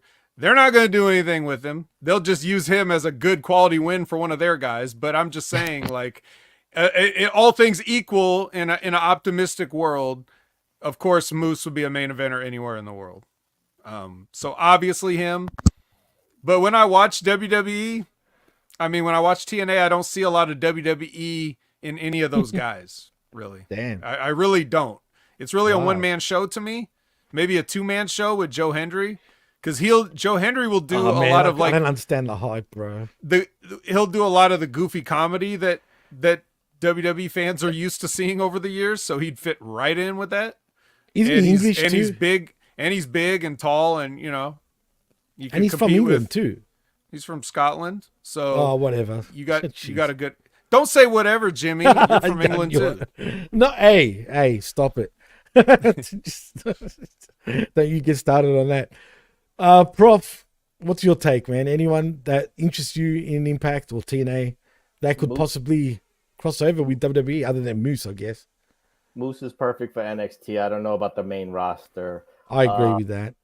I would go with this, again, because the talent level of TNA is it's Moose on one level and then everybody else on a lower tier. And that's very bad because, again, you got to have some buzz if you're going to go on, debut on Raw. You're going to have some buzz debut on SmackDown. Yeah, a few 100,000 marks could say, "Oh shit, it's Leon Slater on SmackDown." So what? You know, what I mean, again, I'm just being honest here. But you go to NXT, you can get, you know, again, all these guys in TNA, from Moose to Eddie Edwards in the system, and who else? I could, you know, again, ABC, they are perfect for NXT, and they are perfect for the timing of NXT because again, they're moving over to the CW network. So you need some eyes on the product for the CW audience. You need some new fresh faces, and you need some seasoned people because again, those performance center WWE people, some of them are a little bit too green for prime time. So you just need some people that are a little bit, I'm not going to say a little bit more polished, but at least a little bit more, you know, wrestling ready, in my humble opinion. Revamp says Moose has domestic violence history. That's true. That's probably why WWE have never really looked at him. But, you know, it is what it is. That's a public relations nightmare for WWE, especially for being a publicly traded company. Only because, I mean, look, I don't know how... But remember, this is TKO now. This is not WWE. So, you know, if Dana White could slap his wife and still the stock is up, yeah, that's true. I'm not trying to be funny. True. Moose can come you're right. WWE right now. You're right. And I think it's been enough time since then. I know it sounds bad. But then again, in saying that, you're going to get your stupid idiots in the IWC. They're going to scream foul if he was to sign with WWE. And that's what I hate about today's wrestling fandom. There always has to be these idiots that just want to ruin it for everyone because people apparently don't believe in second chances anymore, man. No, it's one way or the other. That's it. And then you only have one chance, and then you're supposed to be excommunicated from the rest of your life. So that's a bad thing, number one. Well, like Zane says, the professor gets it. I get it. Some people aren't. Some people every night. Right, you get it every night. Some people just aren't over enough to have their back history looked into. You know, right? Exactly. You know, exactly. There's all kinds of degrees and levels of markism. It's ridiculous, man. It's ridiculous. But in saying that, fellas, we've spent a good hour on talking nothing but news. It's been a pretty busy week in professional wrestling. And we could have spoken more, but then we'll be here for 2 hours talking more news. But I think it's time we sift through the wreckage. So, Vet, take it away, my friend. All right, let me put on my sifting gloves. Hold on. Make sure everybody... Prof, you better put your gloves on, man. Yeah, we're on the way to the... we're on the way to the accident site right now, and it's not looking good. Jesus. And this has got a lot of items in your a la carte menu, Prof. Starting with the very first match. Let's start with this. This could be this could be the appetizers, the main course, the dessert, the drinks, everything in one. Who knows? For some people, this might be it. But we get Wheeler and Claudio Claudioson versus Wheelson and Hollywood Axe the Axon. What is up with this guy? This is like, is this 96 NWO Axon now? Like, why was he wearing those tights? What was up with this? I closed my eyes and, you know, I thought that was Hercules from 1991 Power and Glory. Dude, I thought that too. I wrote that in my notes. I wrote that shit in my notes, man. Power and Glory, 92. Hercules, 100%, or even the Powers of Pain. Like, but small versions. You know what I mean? Like, real small versions. But yeah, sorry, I had to say that because that popped me when you said that, actually, Prof. Yeah, it's so somebody's a fan. Let's see. So that's the match we got to start out, this tag team match. Wheeler Yuta is still... I don't mean to interrupt, but you don't need to really review, you know, FTR against BCC because you could take your notes from the Wreckage a couple of weeks ago before Revolution and just implement that because it's the same shit. It was the same match except it was Wheeler Yuta coming back from concussion with Claudio Castagnoli. They just had a draw, guys. It's the same fucking thing. So I'm just saying, you can read those notes and then add the little twist. I know. Way ahead of you. I have no notes. My only note is that Wheeler Yuta is still the pure champion. Well, they should have stripped him. What? Get it? He's pure stripped. Yeah. All right. Pure stripped. Yeah. So anyway, I don't know why he gets to keep the belt and be out for however long, but anyway, so yeah, like I said, this match was a match. It was the same thing we saw last time. I think Wheeler has more abs than we saw him last time. Other than that, Didn't really notice any differences besides Hollywood Axe Axon and his weight belt and his lightning. Was tights. that a weight belt? You know what it reminded me of? You know when you go to a wedding, the old school weddings especially, right? And you know the grooms the groomsmen and shit would be wearing fucking tuxedos, and I have that belt. It's not really a belt, but do you know what I'm talking about? It's like it looks like a waiter's belt on the right. Yeah. You know what I'm saying, right? Yeah. You don't see it today. Are you trying to say a cummerbund, Jimmy? I don't know what it's called, but that's what it reminded me of. If that was a weight belt, it didn't really look like one. No, bro, he was dressed like Hollywood Hogan. Anybody that didn't watch, go look at it. Go look at a picture. Go pull up the video. Look at Axe Axon. He's dressed like Hollywood Hogan. I don't know why. He had the white boots. He had the weightlifting belt. He had long tights. Since when does Axe wear long tights? And it had lightning bolts on it. He's Hollywood Hogan. Lightning bolts. What's so funny? I'm laughing because it's true. It's actually true. You know what I mean? He's Hollywood Hogan when you put it that way. Fuck. Yes. No, not when I put it that way. When you look at it with your face. Jesus. Like Todd said, that's an insult to Hollywood Hogan. Tell me about it. That shouldn't work for him. He should be calling people. It shouldn't. Anyway, but yeah, like Professor said, 20-minute time limit. It only took me 10 minutes because that's what my speed was on. And then they try to do the 5 more minutes gimmick, right? And then we get Brandon Cutler on TV for the first time, and it's still in a long time, and it's still way too soon. He's trying to enforce that the contract they signed was for only 20 minutes, not 25. So he gets in the ring and they kick the shit out of him.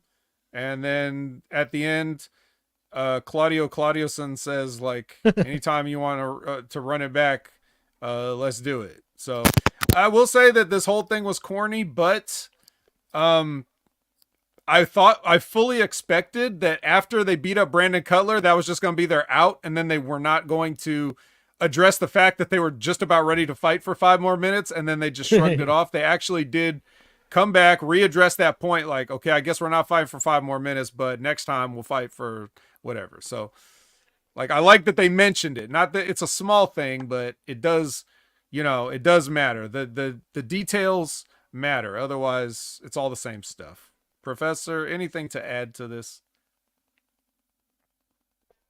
I just like the name Dax the Axe. I just wish Cash had a cool nickname like Cash the Smash.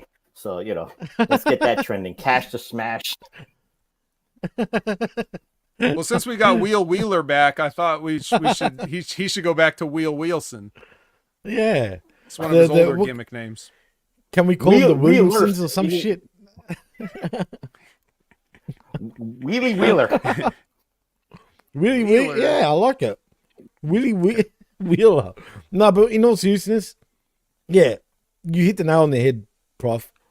We've seen this. I've been complaining week in, week out. Usually, Collision is the tag team show for some reason. Especially, it's usually, filled with 6-man matches, practically 90% of the show. We didn't get that this week, but goddamn, how many times do we need to see this?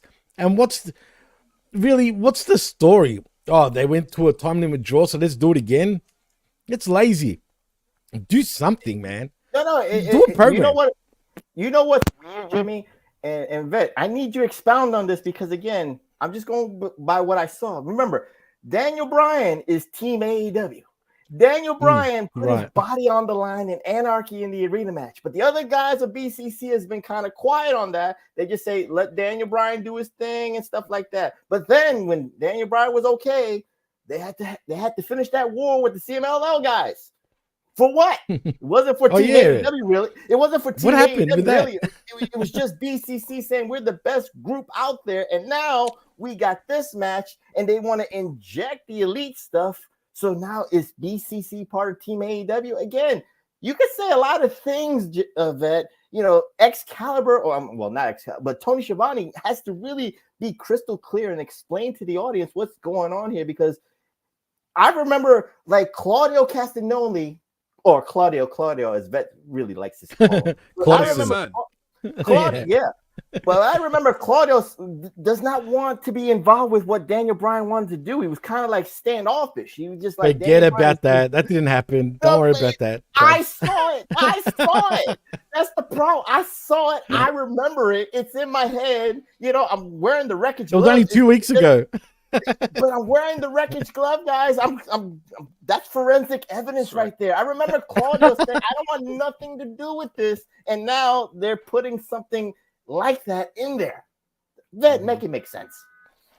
Right. Well, first of all, I think in addition to the gloves, we should also put a mask on. I don't want you to breathe in any of this toxic, these fumes and this dust.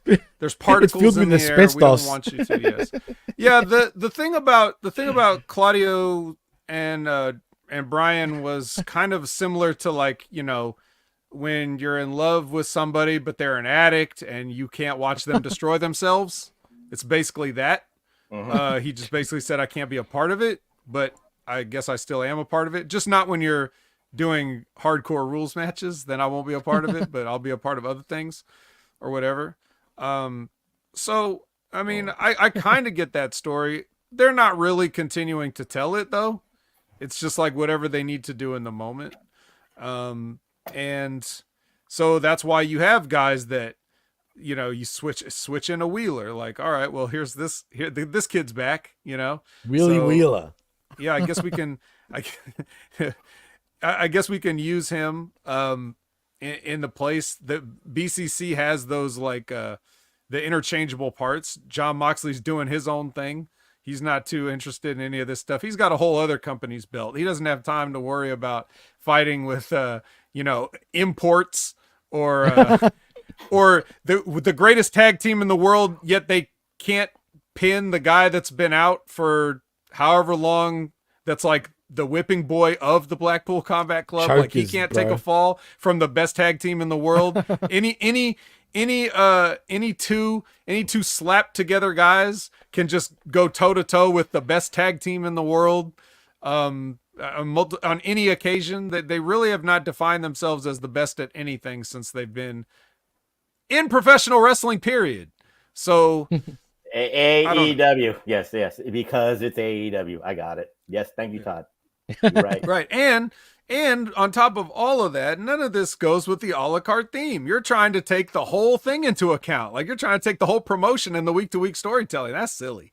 If you like FTR, here they were. If you like, Blackpool Combat Club, here a couple of them were. So you can enjoy that on its own surface level. You can enjoy the 20 minutes of action. You cannot enjoy anything surrounding it because it will not make sense. It might be continued way too long. It might be dropped way too early. There's just no telling anymore. But that's a long way to say I can't make it make sense. Well, Todd says, don't knock it, Wheeler. Don't knock Wheeler Yuta. Vet, he's a champion, don't you know? I said he showed up with more abs. That's a compliment. He has more abs than wins as a member of Blackpool Combat Club. So there's that. And he's the purest guy in ROH. That's why no one can touch pure. that belt. Speaking of pure and top guys, but before we move on, did you notice the botch spot with FTR and Wheeler Yuta? Or Yudison, sorry. Which one was it? There was a spot where I think someone was trying to do a head scissors. I don't know if it was a flying head scissors. That's what Shivani was trying to explain. Where they were at the far left of the ropes.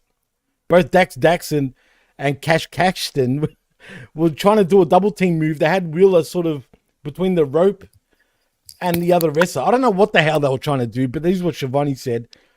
But basically, they dropped Yuta. They just dropped him instead of trying to do the move. And I thought, oh, God, that looks so bad. Best tag team in the world. The best tag team in the world. Top guys out. Come on, man. Hey, and guess what?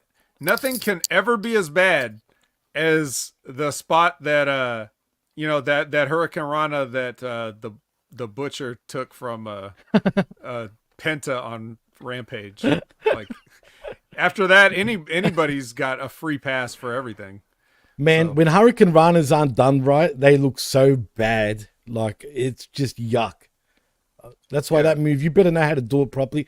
Because it really, you got to know how to do the timing. It's just all about the timing. A lot of wrestlers don't have the timing down pat, especially the bigger ones, when pulling that move off. So why even bother trying to do it in the first place? For that moment where AEW were the best artists. Yeah. Oh, God. So Lexi is backstage with Kyle, and he's trying to do a nice little promo, and then he's interrupted by the Underground Kings Kyle! or whatever. Who is Underground it? Kings. What are their UK, United Kingdom? Undisputed Kingdom. Undisputed Kingdom, right? Those guys. They come in. I think we can all we could just move on from this, right? We don't. This have was a anything to say bad. about Nah, this. yeah. Nothing to say that. And then we get Statlander with Stokely versus Robyn Renegade. So she's the, I guess, uninjured twin. I don't know. I haven't seen. I'm disappointed with this. Yeah, I haven't seen. I looked away for 1 second, boys, and the match was over after that. Match was over. That was literally it.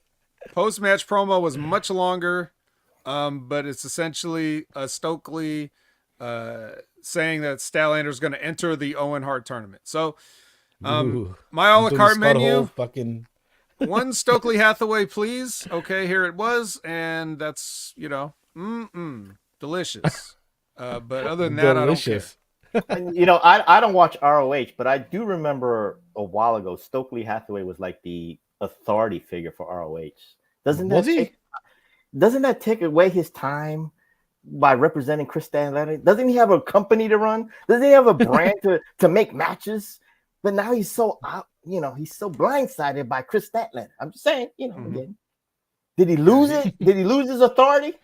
I think in so. a match? I think they moved away. I think they moved away from that. It was a thing where it was like him, Tony Khan, and like a third person I forget, and they were all like sharing responsibilities, and it was supposed to be like comedic. Jerry Lynn. I forgot it was Jerry Lynn. Yeah, Jerry Lynn. So it was like, hey, look at a little funny haha, backstage, skits and stuff like that, but. It was all Stokely doing all the heavy lifting on that, and they decided, you know what, you can move on to bigger, better things, I guess. So you can look at it. You can look at this before we get to the next segment. Because Jimmy was a little bit despondent with Robyn Renegade's lack of timing. So we know that either Robyn Renegade is not fully all elite, so they can invest in Robyn Renegade. Because again, people are going to say, AEW has the best women's division in North America. I've heard this a lot of times. But the problem is AEW focuses on about 4 women on a weekly basis. But then you got about 40 other women that are just lost in the sauce. Not hot sauce, Tracy Williams sauce, but lost in the sauce. They're definitely lost in the sauce. But I will give him this. I think Statlander does come across better nowadays a little bit. I'm starting to dig her a little, and I've never been the biggest fan of hers, but they've got something. See, I think WWE would love someone like Statlander in their company because they can still mold her. I still think she's very green, but she's got a lot of potential. Jimmy, I'm gonna mess you up. Squint your eyes right now when you look at Kris Statlander. That's Natalia. It's the same shit. Oh no! Don't say that. Natalia. I prefer Statlander any day over Natalia in terms of looks, but don't ruin it for me, bro. Squint your eyes, it's Natalia. We got the same thing. Great wrestling in-ring action, but it's the same thing. Jesus Christ. Well, there was something I was meant to point out with that, but now I've forgotten. Doesn't matter. Well, speaking of the women's division, Lexi's backstage again. She's very intrepid tonight. She's making sure she's at all the right places, and Willow arrives. And then she asks about her thoughts, and she says, about Statlander entering the Owen. She's like, well, as the winner of last year's Owen, I will also be entering the Owen. Ooh. And then she's like, well, what are you doing here? And instead of Willow just saying, bitch, I work here, she says, I'm just going to keep an eye on things. So, all right. Coy. Very nice. For semantics, guys, why does Willow have to put herself in the Owen Hart? She won it. She's the current reigning defending Owen Hart Cup champion. So she doesn't need to say, I'm going to put myself in. I have to defend my title. Right. I'm just saying, I know, Todd, it's AEW, but again, it's clarity. It's just clarity. Mm-hmm. Yeah. And is that a thing that gets defended? Do if the Kansas City Chiefs go back to the Super Bowl, are they defending that? Or are they trying to win another one? That's the thing. Like they again, unclear, not important really. We just know that they did like carrying those belts around for like maybe a week or two after they won them, and then poof. Those pink ones. That's the cool pink ones. Poof indeed, poof indeed. All right. Well, that brings us to our next match, which is Dustin Rhodes versus Johnny TV. A lot of making out in this match. That's part of the appeal. Ty has been in some pretty decent shape recently. She's wearing that fucking what's it called when it sucks in your stomach, a corset or something like that. Well, yeah, but she was. I mean, that doesn't affect her arms though. Like her arms are less flabby than they have been. Yeah, I don't find her fat. Let me just put it out there. I actually like her build. Yeah, I'm just saying she's doing back when she was in the company that definitely would have probably thought she looked more like a cow. That she could have thought about doing that then, but the OG then again, maybe it Frankie wouldn't have mattered anyway, right? So remember Frankie Monet? Anyway, corset. Thank you, Todd. That's what it's called. Whatever it is. Monet. Money. Well, anyway, she gets ejected for making out too much, and then and I thought, here's where Johnny TV comes in at the last second and gets a dastardly steals a win, but no, Dustin just beats him, and that's because once he started cutting the promo on Jack Perry, that's when I realized, this is why we trot Dustin out to give him a quality win over somebody right before he's supposed to have a match that he's supposed to put somebody over. So we saw this happen last time. Yeah, didn't he do this last time? Like we saw him, he beat somebody so he could lose to somebody. And some of this promo sounded awfully familiar, guys. Like awfully familiar. Goldust? No, try his own dad. Well, he did a Goldust spot too, though. I mean, fair enough, but he was trying for Hard Times 2024. he was really trying for that one.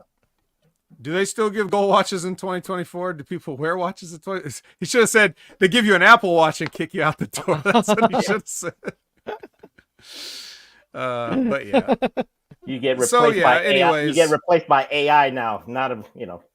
That's the way it's supposed to be. You got to update. You got to update Hard Times. Yes, Apple Watches and it. Yes. Apple Watch is an AI. It has to be updated. You're welcome, guys. You're welcome. Anyways, Jack Perry, apparently. Oh, man, look out, Jack. Dustin's coming for you. He's going to get you, Jack. All right. Anyway, Jimmy. Gold dust. Got it. When he said, no. The part that strikes me as gold dust is when he's like, you're going to remember the name. Gold dust. He would have done that technically, but he didn't. He done Dustin Rhodes instead, which made me laugh. But whatever. Am I excited? No. Do I care? No. So cool, I guess, for Dustin, doing something, but he's gonna lose anyway. But like Josh said in the chat, he's surprised that the AEW didn't use Shane Taylor against Dustin Rhodes. He's kind of got a point. I thought that was the person he beat last time. You want to bury Shane Taylor? You want to really bury Shane Taylor? Come on. But look, let's be honest. It was all right. The match, it was kind of all right. It's Dustin. What can you say? He's 60 years old. He's the future. This would have been, we would have seen this match on WWE Superstars in 2015. 100%. 100%. Or maybe even Shotgun Saturday Night 97. Definitely main event. Definitely speed right now that's going on. Mm-hmm. That's it. Oh, well, who cares? Yeah. Anything to add, Professor, on this one? Again, a couple of weeks ago, Dustin Rhodes had an eloquent, he had a hard-fought match just to get to a match with Samoa Joe when he was the champion. So, again, history repeats itself, except you just, you tweak it, you erase certain things, and then you say, well, Jack Perry's going to be the anointed TNT champion, and then he beat up his boss and all that stuff. So, again, Hard Times 2024, you just, put the white out in there, and then you just add some new names. Plagiarism really works. Plagiarism works. Mm-hmm. Yeah. And it's your dad, so no one can say nothing. Exactly. Let me ask you. Let me ask you this first, Professor, and then Jimmy too. But if they had just, when they tried to give the belt to Jack, if they just gave the belt to Jack, and that's it, wouldn't that have been much more? Wouldn't that have been better? Wouldn't that have been more heat?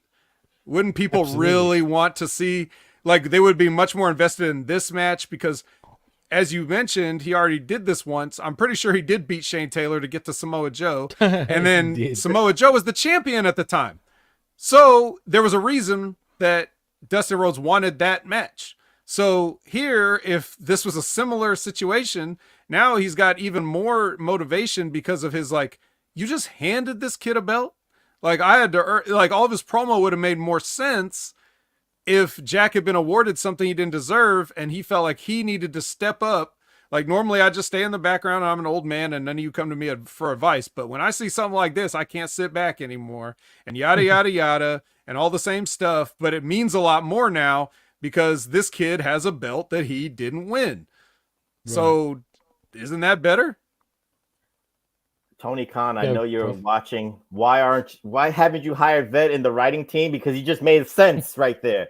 But I will answer Vet's question. I will answer Vet's question as a fan because AEW has this curse. They got too many quote unquote good people on the roster. Too many people that are lost in the sauce. This is I should put a shirt out there. Lost in the sauce. But soon to be Ricochet. Yeah. But there's just too many people. So you got to give them a reason. So that's why the TNT, the logic of the EVPs giving the belt to Jack Perry made all the sense of the world to get all the heat and then just show that power struggle between the Elite and Tony Khan, and where Tony Khan could just feed Jack Perry opponents as the TNT champion. Dustin Rhodes would have been somebody. You could have had Action Andretti as somebody. You could have fed even Ricochet coming in as somebody, as a secret opponent, RVD and all this stuff. But they just don't want to do that because they want to give reason. They don't want to make you, watch Collision and Dynamite for these another tournament, because Tony Khan is just addicted to tournaments because that's what he loves. He's a coked out man for tournaments. He just needed a reason for it. It's another tournament. You got two tournaments going on right now. You got the Old Hard Cup tournament, and now you got the TNT. You got to crown the TNT champion. Then don't forget after after All In, there's going to be an eliminator tournament to get to Revolution, and then there's going to be the Continental Classic. Mm-hmm. You blink your eyes, it's just another tournament that's going to happen in AEW. Yeah. And then meanwhile, while we're waiting for new tournaments to happen, we have to just sit here with all these tournamentless matches that we just have to sit through. It's just horrible. Jimmy, did you ever go back and watch that Dynamite I told you to? No, actually I didn't. Okay. I forgot about it. Well, that was the episode where they tried to award the TNT championship to Jack Perry, and really? The boos in that building were just like, like everybody was super mad instantly as soon as they realized that they just might give him the belt, right? And that's when I knew it's like, yes, please do it. But then I thought, wait, they're probably going to have, they're probably going to reverse this, and they end up doing it. So it was kind of lame, but I just think that would have added a lot more to anything going forward, even if this Dustin Rhodes thing never happened. It's neither here nor there. Just the fact that he carries that thing around, and it's just something different than a tournament. So it just would have been cool.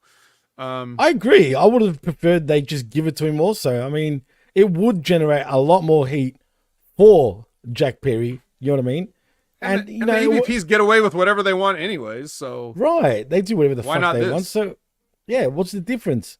I mean, they made an example with the very first matchup of Collision, using their power, the EVP power. Right. So why not do the same thing with Jack Perry? But unfortunately, they don't have a vision, Vet. They just don't. They don't know. They just don't know what to do.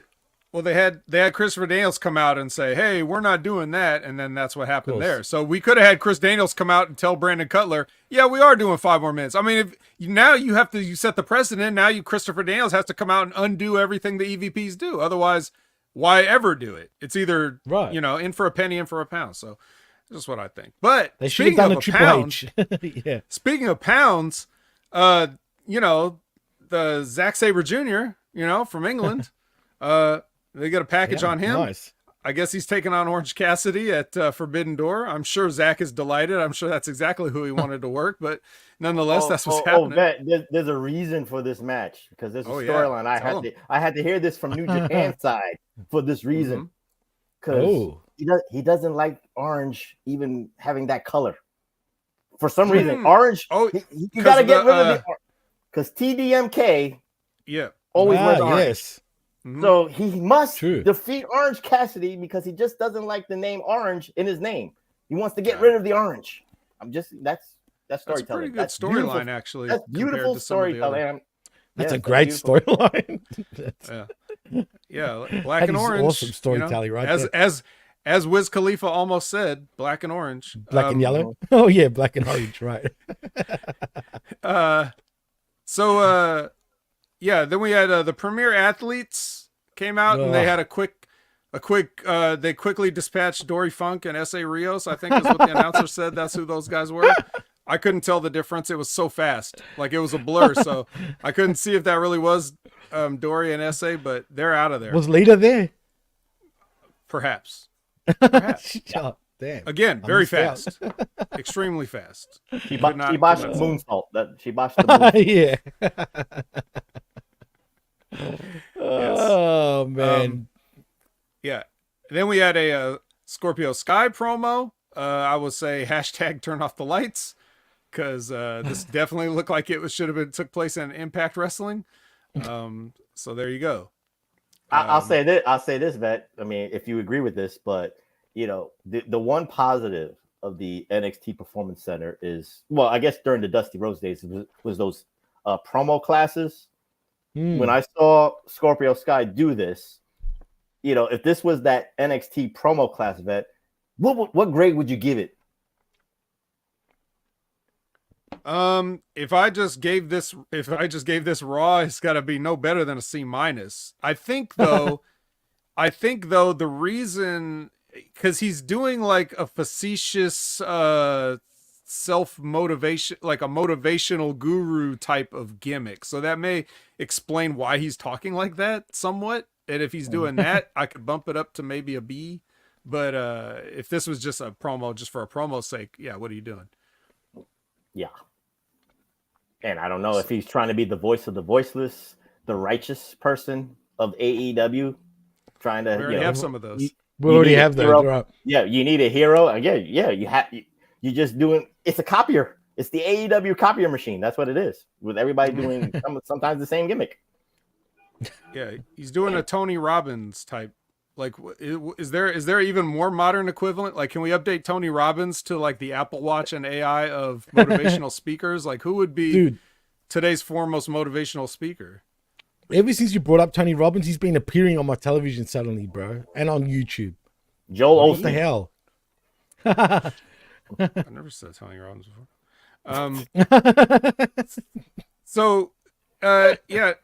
Next we have Toni Storm versus Lady Frost. It was a match. They had a match. I always like seeing Toni out there, a la carte. Beautiful. Right, that's the only young lady who's good at wrestling. I will accept that, even though I have to suffer this gimmick. But she's working on it, so I gotta respect the efforts and the passion. And I think her gimmick is so over praised, dudes. Like at this point, in my opinion.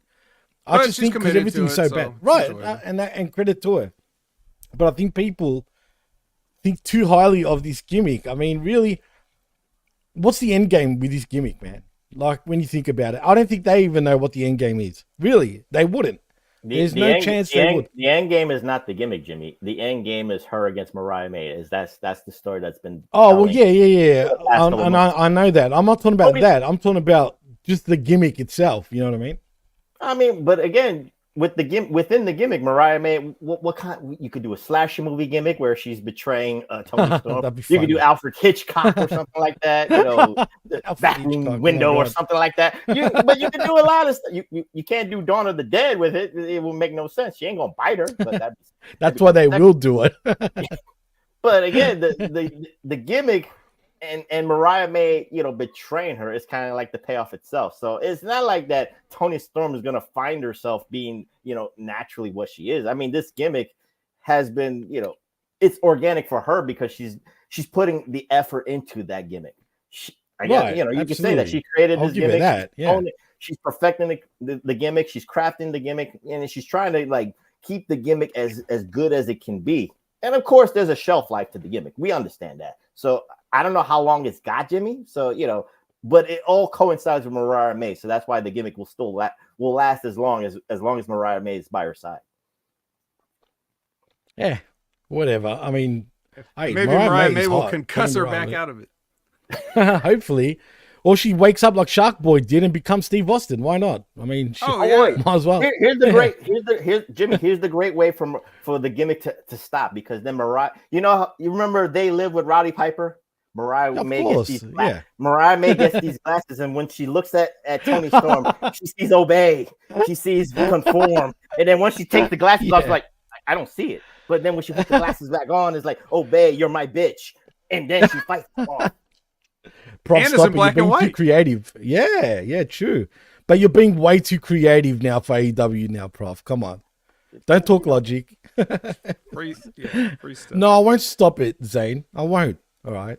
Yeah. I'm sorry. Well, anyway, business moving forward. Toni basically demands that Mariah May be added to the Owen Hart tournament. So, because she loves Mariah May. So, of course. So there we go. She's in. That's all it takes. Toni Storm says she's in. She's in. That's it. She's in. What the champ says goes. Absolutely. All right. Lexi is with Shane Taylor Promotions and Top Action. Luckily for us, hate that name, bro. They have agreed to no physicality here for this random promo in the middle of a random collision. I'm so glad that they probably signed a contract that Brandon Cutler has, the notarized contract that they said no physicality. Even though at the end there, when the words got a little heated, I could tell they wanted to be some physicality from the baby faces, but they couldn't do it. So, but yeah, so the important thing is that I got Shane Taylor on my television and he wasn't looking up at the lights. So that's a plus for me. That's a plus in the win column for me. So I'll take it. No physicality. Technically he was looking at the lights. He was looking at the camera red light, for his cues. Oh, okay. Yeah, now the ceiling words though. He wasn't getting the 3-second tan, as John Cena's theme song would say. So yeah. So that was good. Jimmy, I'm sure you agree. You don't like to see Shane Taylor, laying on his back, being pinned by Orange Cassidy or Dustin Rhodes or whoever, right? Oh, absolutely not. But it's AEW, so what do you do? Yeah. No physicality. I mean? For once, no physicality. For once. And I was happy. That was a great decision, with AEW making that decision. Yeah, no flamethrowers, guys. Come on. None of that. I was happy. No shoes with tacks on them. Top Action to me sounds like a friggin' like a movie genre to me, like Top Action. Like I hate this stupid name. Just to be fair, Jimmy, I made that name up. That's one of my names. Oh yeah, true. What is the actual name? What is the name? I'm used to Top Action. Well, they just call it Top Flight and Action Android. Oh yeah, that's the uncreative name they came up with. Is that it? Oh, see, I fell for it. I started believing it was Top Action. I believe Top Action because it made sense with Action and Dre. Me too. No shit. I fell for, even though I've heard him say it all the time, I got used to it. So it's like, yeah, Top Action. Well, I've been saying that for months now. Check the tapes, and that way, if they ever do start calling them that, like everyone will have the evidence, and all the Hami Media Group on channelattitude.com, they'll be able to say, "Hey, send Vet a royalty check." Mind you, it's not the first time. As for Professor asking why does Tony Khan not hire this, it's because all his emails go right in my spam folder, which gets deleted after a certain period of time. So I probably that's what it is. Yeah. Yeah, he's definitely gonna. I like this one though. I would definitely like to take credit for this. It's Samoa Joe and Hook, and presumably Shibata on the camera. Because we can hear, as Joe calls him, hey, speak and spell. So we can hear his thing saying, don't worry, I got this. So they go into the locker room where the premier athletes are, I guess, getting dressed after their match. And then they beat the shit out of those guys. and Mark Sterling is like on the floor peeing his pants or whatever, and Joe's like, "We did this," And on the way, I forgot to mention, on the way there, as they're walking towards the locker room, they have a brief discussion about the history of lacrosse in America. So that's also very enlightening. So it was entertaining, enlightening. I give this segment 9 3/4 stars. Couldn't ask for more. Joe, Hook, and a beating for the premier athletes. It's like it was written just for me. What about you, Professor? was this delicious or not? This is a great example of going to a restaurant with the grade pending, because what's the payoff? Because we already saw the payoff before a match ever even took place. So isn't this reverse booking? It's booking, nevertheless, Prof. So just be happy. It is booking, nevertheless. But the payoff already happened. Why would I need the match? My answer is maybe, because if this is the payoff, now Joe and Hook can just move on to the next thing and not even worry about this. It's like, okay, because the reason this happened is because I guess the premier athletes stepped to them earlier, and Hook wanted to go at him right then. What show was that? Was that on Dynamite when they came up to him? They walked up on him anyway, and Hook wanted to go at him, and Joe was like, no. We do this on our time. And our time apparently was Saturday night on Collision. So they waited until these guys had been totally weakened from that competitive match they had. I mean, Dory Funk is an all-time legend. S.A. Rios, a deadly high flyer, took a lot out of the premier athletes, so they were ripe for the pickings. The guys went in there, had a quick little lacrosse discussion, beat the shit out of them, and now we're done with that piece of business. There doesn't need to be a match now. If AEW goes ahead and books a match, then yes, Professor, they have fucked it up. However, if this is the end of it, and now Joe and Hook are like, okay, lesson number 2, and go on to a different group of douchebags. If they take out douchebags as a weekly recurring gimmick, I would not mind that. They can go from here. So I'll give them the benefit of the doubt for now. That's why rating pending, right? So we'll see what grade this, as we check for cockroaches, we will see what rating these guys will get. Right now, I like the look of it. Well, before we move on, Zane with the comment of the night says, that's the company of Tony buys TNA. Top flight action. That's a great comment. Nice one, Zane. Nice one. Also, Josh says, Professor got questions and the vet has the answers. It's the ultimate team. Yeah. One more thing. If there's a tag team Continental Classic, we should enter, Professor. I think you and I. Yeah. Also, Toni Storm, 3rd year in a row. Because again, that too. No, let me just say this for the segment. I think to do the segment, Vet, and I'll look at it from this standpoint. Yes, I'm being trollish. Again, that's the payoff. It happened so quickly. But I think what I see is they're trying to protect Hook, because now the shortcomings inside the ring, maybe it's being exposed a little bit too much now. So now with another mentor with Samoa Joe, but to do the shit outside, like, as Vet is saying, if they beat up the jabronis in the locker rooms and be the bullies of the locker rooms, you're protecting Hook's shortcomings in the ring. And then you'd be like, damn, maybe I want to see Hook in the ring with Samoa Joe as a tag team. But then you kind of milk it when it matters the most. That's the way I assess that. Mm-hmm. What would they call them, do you think, if they're a tag team? The Hook Joes? I mean, seriously. They all come up with something stupid like that. Hey, top action apparently hasn't been taken yet. Just call them top action. Top action. Top action Hook. Samoan. No, Hook of Samoans. Yeah, Hook of Samoans. Yeah, all that. From the Isle of Samoans. Not Samoa. I think right now this is the best thing. If we could have completely deleted the whole Jericho part of the saga and had just gone the learning tree. Yeah, had just gone straight to this, right after, their initial meeting with each other for the belt or whatever, that would have been good. What about you, Jimmy? Did you like premier athletes getting beaten up? Did you enjoy that? Or anything that beats up those clowns? Absolutely. Especially with Joe and Hook. I'm down. Right. Okay. Well, what about Daniel Garcia, another non-main event. So we're on the right track now. We're finally got him where he belongs on the card, which is anywhere except last. And he's taking on a guy named Tate Mayfairs. And as soon as I heard that name, I was like, oh, fuck you, Tate Mayfairs. What kind of fucking bullshit, stupid name is? Get the fuck out of here. No one will like ever Monopoly. get over being named Tate Mayfairs. Can you see that? Where was the graphic for Tate Mayfairs being all elite? I want that graphic. We that never got I it. will pop for that. We need that.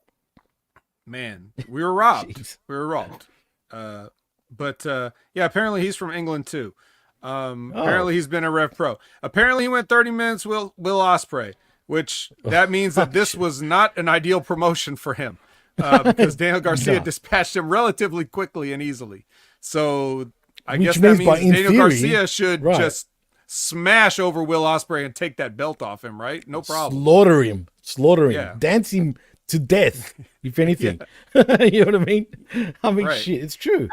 I hate to be that guy again, but remember, I know Todd is because it's AEW, but remember when Daniel Garcia was sniffing that TNT title against Christian and the patriarchy, and then all of a sudden he just kind of like forgets that he has amnesia, and now he sets his sights on Will. He's setting his sights on Will Ospreay. He's not setting his sights on Shane, but I just remember how so close he was tasting that TNT title. He doesn't want it. I know he's gonna, eventually be in a qualifying match for the TNT title, maybe next doesn't week. Want it. Or it just feels like he doesn't want it. He just keeps wanting to dance. I'm just saying. Again, I know he has that itch, prof. He has. I don't know if it's jock itch, but he has an itch. Yes, but again, I hate to be that guy, Vid. I'm just trying to remember. I'm remembering things. How am I supposed to be invested right now in this day against Tate Mayfair? Again, I understand momentum. It's about momentum. It's about momentum. I got that part. But what the hell, man? What the hell? Momentum. It's not a bad question. It's not a bad question. It's not. As a matter of fact, you know what disturbs me about Garcia, though? When he comes out, and he's got the Titantron, the video, whatever's playing. What's with the kaleidoscope 1960s rainbows while he's dancing in the background? Like, what is this? Apparently, it's a buffalo thing. What are you implying?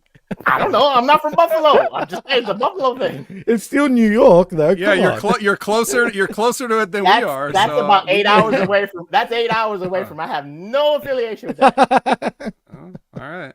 I'm sure Ben Hameen has passed by Buffalo a time or two, so he can answer that question more than I could. All right. Somebody in the chat, go ahead and ask Ben Hameen what is the kaleidoscope Buffalo connection next time he does Light the Fuse. Please do it. Yeah. I'm begging you. That'd be funny. So anyway, in case it wasn't clear, Daniel Garcia hits the Red Cross, which looks like it's going to start to be like an Impaler DDT, and then he just drops him like across his knee on the throat. So it's pretty cool, I guess. Isn't that what Taiji Shimori does too? Doesn't he do that? The Bloody Cross or something like that? Something like that. But is something that like his finisher? Whatever. Yeah, who cares? Doesn't matter. You know what does matter? We get a package again for Zeuxis, I guess. If I'm saying that. Zuhis. I don't know what is this? Bless you. Yeah. I don't know. Yeah. Oh, thank you. Yeah, it's allergy season. Yeah, I couldn't tell you too much. We need this package because I couldn't tell you too much about Zeuxis. She's I did know I have seen her. I have seen her at least in probably one match, maybe, because she's tag team partners with Stephanie Vaquer. Oh, I thought she was who tag is team partners with definitely Galaxin. on my menu. In fact, I want all of that in my mouth right now. But regardless, I don't need a grade pending for that too. I just go. That is grade S+ meat. So yeah, but yeah, so I've seen Zeus's before at least a little bit. But Zeus's? Yeah, Zeus's. So she's gonna have to she's gonna have to face Money on Wednesday. Ooh. Yeah, pal. So there you go. So now, Jimmy, you already know you were my witness that I've been talking up Stephanie for a while before she even appeared, and now she's here. So prophetic as I did. am, watch for big things. I'll also point out that 5 years ago, well, was it 5 years ago? Maybe, yeah, about 5 years ago, I was telling people, hey, watch MJF, look at him now. I was telling people, hey, watch this fat German guy named Walter, look at him now. So I'm telling you guys now, Stephanie, write it down. Just telling you now so that you can say I told you. Write it down now, Stephanie. Yeah, write that down. Professor, any thoughts on Stephanie?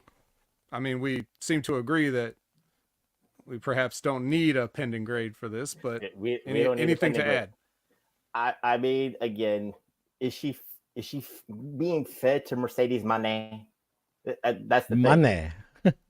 Because again, you look at it from that standpoint. Again, I understand Mercedes Moné is going to be there for the long haul. I don't know about Stephanie, but if you're going to build the AEW women's division around Moné, well, first of all, the problem is the TBS championship is not the pillar. It's the AEW World Women's Championship. So she's got the wrong belt to be, to build around. But again, that's semantics. That's logistics for me. But if you're feeding her, like you fed her Willow for the TBS title, you're going to feed her Stephanie for the New Japan Strong title. So I get it. You want to build this, this street cred for Moné to have all these belts. She's the belt collector. You see it coming. She's going to be the belt collector if she's going to get all these belts. So within Forbidden Door. So I get it.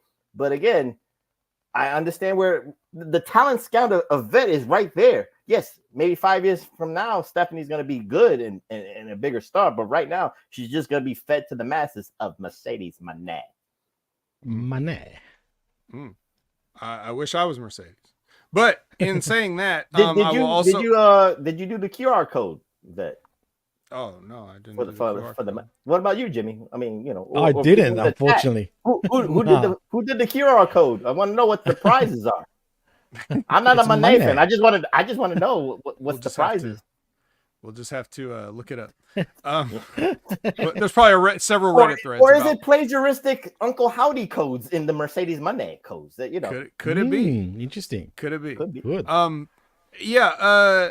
The thing about the feeding part is basically the way it works out is, could it also be a little bit of the New Japan Strong Women's title kind of has a history because it was probably supposed to go to Mercedes in the first place and she broke her foot in that match. And who did she face to get to the Willow Nightingale match? Stephanie. Right. So there's already a history there. So Mercedes knows, like, okay, I can work with her. Comfortable with that. We've done it before. Let's get this thing going. And New Japan, it's their belt. And if they had wanted it to be on her, this is the time to get it. So it may not even be necessarily feeding. It could just be time. So that's also good, but she's getting that exposure that she was never going to get, because very few people watch internationally. Very few people comparatively watch New Japan Pro Wrestling to any sort of degree, especially the strong division, especially the strong women's division. And then even less than that, I would have to say, would be international watchers of CMLL and then CMLL women and so on and so forth. So this is going to be the biggest stage she's ever been on Forbidden Door. And that's great, because sometimes that's what it takes. Sometimes you just have to, people just won't look unless you're in a certain light. If you're off here in the shadows or in the corner, their head's not even going to turn that way. They're just going to keep looking directly ahead. So until you walk in their path, and then somebody at WWE or whatever says, "Oh my God, where's she been all my life?" and then you sign her. This could be step one of that. So that's what I'm excited about. And I can't wait for Forbidden Door. I wish I was watching it right now. Well, not really. I love hanging out with you gentlemen. Yeah. I wish I could watch it with you gentlemen right now. Let's stop the show and watch Forbidden Door. Okay. You got the time machine, Professor, or does it only go backward? It only goes backwards. I can't go forward. All right. Well, fair enough. God damn it. We got Lexi Nair with Orange Cassidy. He does a rather sincere promo about how shit's been going bad for him. And then we got our main event of the evening, Orange Cassidy versus Kyle O'Reilly. So, I kind of wish I had a time machine now, but not to go back. I'm glad I'm past this for a few reasons. But before I say anything, I guess I'll throw it to Professor first. Whatever you want to say about this nice main event they gave us, the floor is yours. I think it's like I said earlier in the show, guys. Like Tony Khan has his guy. For some strange reason, for the last 5 years or 4 years, I'll be fair here. Orange Cassidy is Tony Khan's guy. He dresses as Tony Khan for Halloween. He parties with Orange Cassidy. So he's put Orange Cassidy in the highest of lights. So I'm not surprised about that. Yeah. And it's funny because as generic of a gimmick as Orange Cassidy is, I'm not going to disrespect his athletic abilities. Again, he did his thing in Jakara and all that stuff. So I know he was under a mask. So this is his best gimmick for the thing, but it's just so plain and boring to me that I've never taken Orange Cassidy so seriously because again, I'm not invested with the I don't give a fuck attitude. It's just so boring. Even being betrayed by your best friend, even being betrayed by Kris Statlander, for me, the projection is, what can you do? People just betray you. Okay, I don't feel sorry for you. You just look like you're stupid. Yeah, you deserve to be betrayed. You deserve to have no friends. With the I don't give a damn attitude. As far as the match, again, AEW were the best wrestle. That's a catchphrase, right? So, It is what it is. And you look at Kyle O'Reilly, and again, he's coming in. I have to go back with my logic. He comes in, the problem with Kyle O'Reilly, coming back and Adam Cole being hurt, I guess it's because that logic and storyline needs to be played out better, but the pieces are not there because of Adam Cole's injury. So the United Kingdom is so handicapped with the three people that nobody cares about. Even with Roddy Strong as a comedic character as he is doing, it just doesn't matter. So if you put Adam Cole there, and where the hell is Wardlow? I haven't seen Wardlow in a couple of weeks, man. We need a Wardlow signing, for all that. But again, the match was not even about Orange Cassidy against Kyle O'Reilly, even though they were both in that international kind of title picture. It was just about Orange Cassidy, Trent Beretta, Kris Statlander, Willow Nightingale, and Kyle O'Reilly just felt like an afterthought because, again, that story between Kyle O'Reilly and, the United Kingdom or NXT UK is just an afterthought. That's just the way I look at it. You're right, but they got to give us a main event. Yes. So we got 20 minutes of hot action, right? No time limit. But I will say that the thing is, Orange Cassidy wins with the orange punch, and I don't really see the need to beat Kyle O'Reilly here, especially if you're going to have these people do a run-in anyways. Why not do the run-in before the decision so that neither one of these guys has to take an L? Is what I would ask. It'd be best to protect them both like that with a squash or a dusty finish, whatever you want to call it. But to enhance storylines, you could do multiple enhancing of storylines without the supposedly wrestling, finish. They don't do that. Yeah. They just and all you had to do, and you didn't even have to do this, but just as an extra layer, both these guys had a promo backstage. So each one of the guys could have said something derogatory about the, United Kingdom, NXT UK. They could have just said each one thing. And then that's like the catalyst for them going out there and be like, well, fuck you. You ain't going to talk shit. We're going to kick both your asses. And then we throw the whole match out. But to have the guy that's, you look at Kyle O'Reilly, his only gimmick is he's a combat specialist and he's losing to the guy with the hands in his pockets to striking. That's a bad look. And it basically lets you know where you're at in the company right there. Jimmy, would you agree with that? I do agree. And like I was telling you earlier, my feet started playing up, so I didn't get to see the match properly. But I totally agree with what you said. And did I really miss out on that much? Honestly, the fact that my feet the body of the match, they worked hard and had a nice match. But, and with Orange's gimmicks, like there was a spot where like Kyle O'Reilly was trying to get like some hold on him, and Orange Cassidy would normally put his hand in his pocket to keep his arm from getting hooked, but Kyle O'Reilly put his hand in Orange pockets to block the block. So the announcers were trying to get that over, which is kind of comedic, but I'll give him credit. It was creative.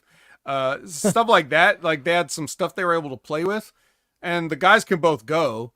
But I think, as the professor pointed out, because the win and the loss of this is not nearly as important to them as the angle they want to do moving forward, they shouldn't have made it about like a win or a loss. They should have thrown the thing out. That's the main point. So that's my takeaway. Look, what are they doing with Kyle O'Reilly at this point? Honestly, like, what do they want to do with him at this point? No, it's like I said, Jimmy. The pieces are not there for the storyline that they want to do, or Tony. Right, and that's my point. Because of Adam Cole being injured, and then NXT UK is not fully functional right now. It's just three guys, two dweebs and Roddy Strong, just going on TV back and forth. It just doesn't, nobody respects. And to your point about Adam Cole, he had more TV time before he even had ankle surgery or foot surgery or whatever. And now that he's, recovering enough to walk, he can't be on TV at all. Can't even send in a video. No, because they're being consistent because MJF took him out off of TV, so it just makes all the sense in the world. But what was the point? But what was the point of bringing, having, if he's still injured, and I don't know, if that were a match, he would have kicked out on one. But because it was a non-match, he gets to be off TV for another 6 months. It's disgraceful, in my opinion. Exactly. Why even bring him in the first place? Bring him back, in the first place, if he's not going to be around anyway. You know what I mean? How serious is Cole's injury at this point, boys? I mean, it's got to be pretty bad for him to still not be able to wrestle. I mean, but how bad is it really? Does anyone have any idea? It's bad Maybe enough. He's updating on his Twitch stream like Kenny Omega does, and nobody's watching it. I'm not watching, that's for sure. It's just bad enough. It's just bad. It's just bad enough where MJF took him out at the pay-per-view at Double or Nothing. So that's why they're like, oh, he's out right now again. So it works out for that storyline purpose. It just doesn't make sense. Intriguing. I know, and Todd will probably say because of AEW. And Jimmy, let me just say this. Hopefully you got I'm connected good. I'm trying my best right now. But for the match in itself, and this is the same thing with Orange Cassidy. Again, this is why I don't really take him seriously, because like the vet said while he was away, Jimmy, that spot that he did with his pockets, again, this is amazing. Oh, I heard that. I understand about him being the, one of your pillars and your main event players, but again, he's very comedic, and I'm not saying that you can't do that in the main event scene, vet. I understand that, but again, it's very like if you're three-dimensional. I don't want to use The Rock as a good example because Rock has done shticks in the main event scenes, but it carries more weight in my opinion. I just don't see with Orange Cassidy. He's very like one-dimensional, but then like I said, it's more of a I don't give a fuck opinion. So Ben, what do you see what I'm saying, or am I wrong, or just like I'm nitpicky? No, I agree with what you're saying. I agree with your philosophy behind it. I don't share it necessarily. I wouldn't have Orange Cassidy be. Orange Cassidy for me would be a situational, occasional main event guy. Like I can get one main event out of him every year and a half type deal, right? Part of that would be because that would feed into his gimmick. Well, I'm good enough to be here, but working hard to beat the best guys? I don't know. Maybe not that hard. I get paid the same. That kind of a thing. Like, but I would do a lot more to accentuate the character other than just have him, be a schlub all the time. Like I would get deeper into that personality to try to get people to try to crack him. Like I'd have everybody on the roster trying to interact with him and crack him. Is the short answer is they're just not doing enough to get you invested, and that's their fault. Maybe Orange has more ideas and they're just like, maybe another time. If it ain't broke, don't fix it. Yeah. It's just, this is right. What's over. And yeah, but there's ways to do this gimmick and make it more interesting. I think the appeal of the gimmick originally is that, like, for a guy that so obviously doesn't care, like, what's going to happen when he has to have a match? And then when he finally had that match with Pac, like, to me, that's one of the better matches AEW's ever put on, just because Orange was so impressive in that match in terms of like the perception of him as like, well, why would anybody care about this guy to like, oh wow, look what he can do. It's actually hard to wrestle with the hands. But there was a difference because he wasn't wrestling. He was just right, doing exactly. Stick. And then when you saw it, it's like, oh shit, it was like, oh, but now he's wrestling, so he's got to accentuate a different gimmick, and personality. He's got to accentuate the personality. Yeah, that's the part I agree with totally, because it's a challenging thing to carry forward. That's what Hook had to do, because he was much the same way. He's just in the background eating chips with a backpack. And then he had an amazing debut, and then they didn't know what to do after that. You plug in several names in AEW that have had this problem. They can debut, and then what? So, Orange Cassidy is one of those, but he's got a more complicated gimmick. So it really just comes down to thought process and creativity. They haven't done enough to keep you invested probably ever. Some of us invested for long. Some people just like him. They accept it for what it is. There's a lot of people that do like him. That's true. But even the people that like him, I'm sure they could like him even more.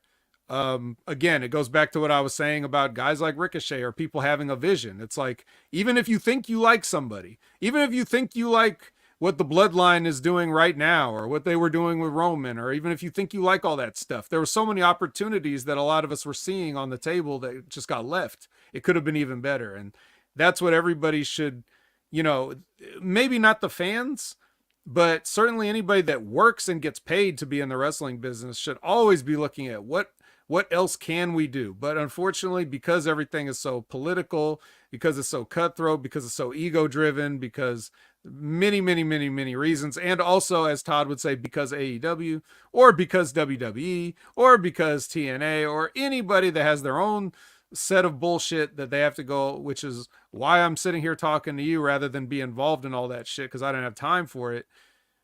Those are all things to take into account. But I don't blame anybody for being disenfranchised with the Orange Cassidy gimmick. I wouldn't argue with anybody.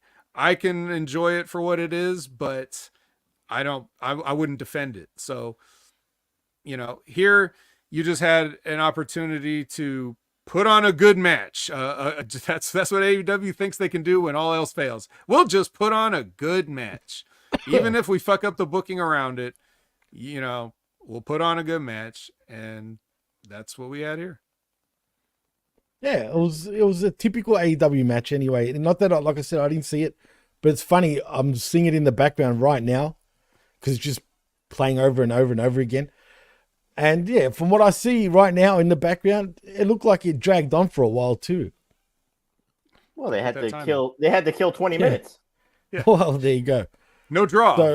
Like I said, no draw. We had a draw, but this one, I guess they got an extra. Maybe it was a 30-minute time limit on this contract. Who knows? They didn't make it clear as usual. They didn't even say. They don't do that anymore. Have you noticed that? They booked the draw at the wrong spot. They booked the draw in the beginning when they should have booked the draw at the end to save the two people that really mattered the most. Because if you're going to use Brandon Cutler in the first segment, like he was, could have done some kind of dusty thing there to mess up everything. Maybe WDQ or something like that. I don't want to go too logistic back then. I don't want to take the time machine right now back then, but I'm just trying to keep it current. But you could do the draw in the main event with all the variables of the NXT UK and of course. Or draw in the first match, countdown in the second match, 5 minutes remain, 3 minutes, 1 minute, and then all of a sudden, here comes NXT UK, boom, boom, boom, boom, boom, ding, ding, ding, like everybody's DQ, throw it out, like you get the people thinking like, oh, are they going to do it twice? But that gets over the time limit. Sometimes it expires, sometimes it doesn't. It reinforces those booking ideas, and that is what people aren't doing. They're not creative enough in general or in specifics. Actually, that brings up an idea now that you said that, Vet, that I just thought about. Do you think if they implemented an actual timer, so say the match is a 20-minute time limit, just say, and they got the 20 minutes counting down every match, whatever the time limit is, do you think they should implement something like that? I mean, it's different, right? At least it's not different. It's not different. It's old. They just abandoned it. where you see the timer though. I'm talking about not. No, that's fine, and it doesn't have to be on. It doesn't have to be on the whole time, dude. Some of us are. I mean, I think everyone here, and maybe most of the people in the chat are old enough to remember, like when you would watch football. They didn't used to have the score and the clock on every single second of the screen. That was a Fox Sports thing that they implemented. If you used to watch those games back in the 80s and 90s before Fox got it, you'd have to wait till the commercial break to see what the score was. Why? Because they wanted you to watch the game and watch the, and it's they smart, wanted you to sit really. there and watch the channel, right?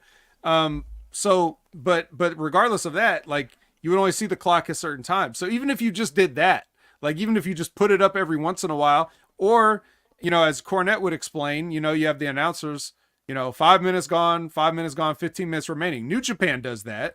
Like, the announcer counts every 5 minutes whenever 5 minutes He does. Passed. I was going to bring that up. They do that. But they don't, like, every match in New Japan doesn't go to a draw. They just have the time limit, and then they don't go to it. They count it, but they don't go to it. And that's what you would do in a sporting event. Can you imagine if you just had like if you had like NBA, we're having a playoff game. It's Celtics versus Mavs, but guess what? The clocks are off tonight. It's first to 250 points, and anything goes. Barbed wire rims. Like what? Can you imagine if they treated real sports the way AEW treats their show? It'd be ridiculous. You'd be like, what the hell is this? Isn't my basketball. This isn't my NBA. So. If you want to have a real sports presentation, those are the things you got to do. You got to do things the sports do. It's not just saying like, oh, well, we have a tournament. That's not a sports presentation.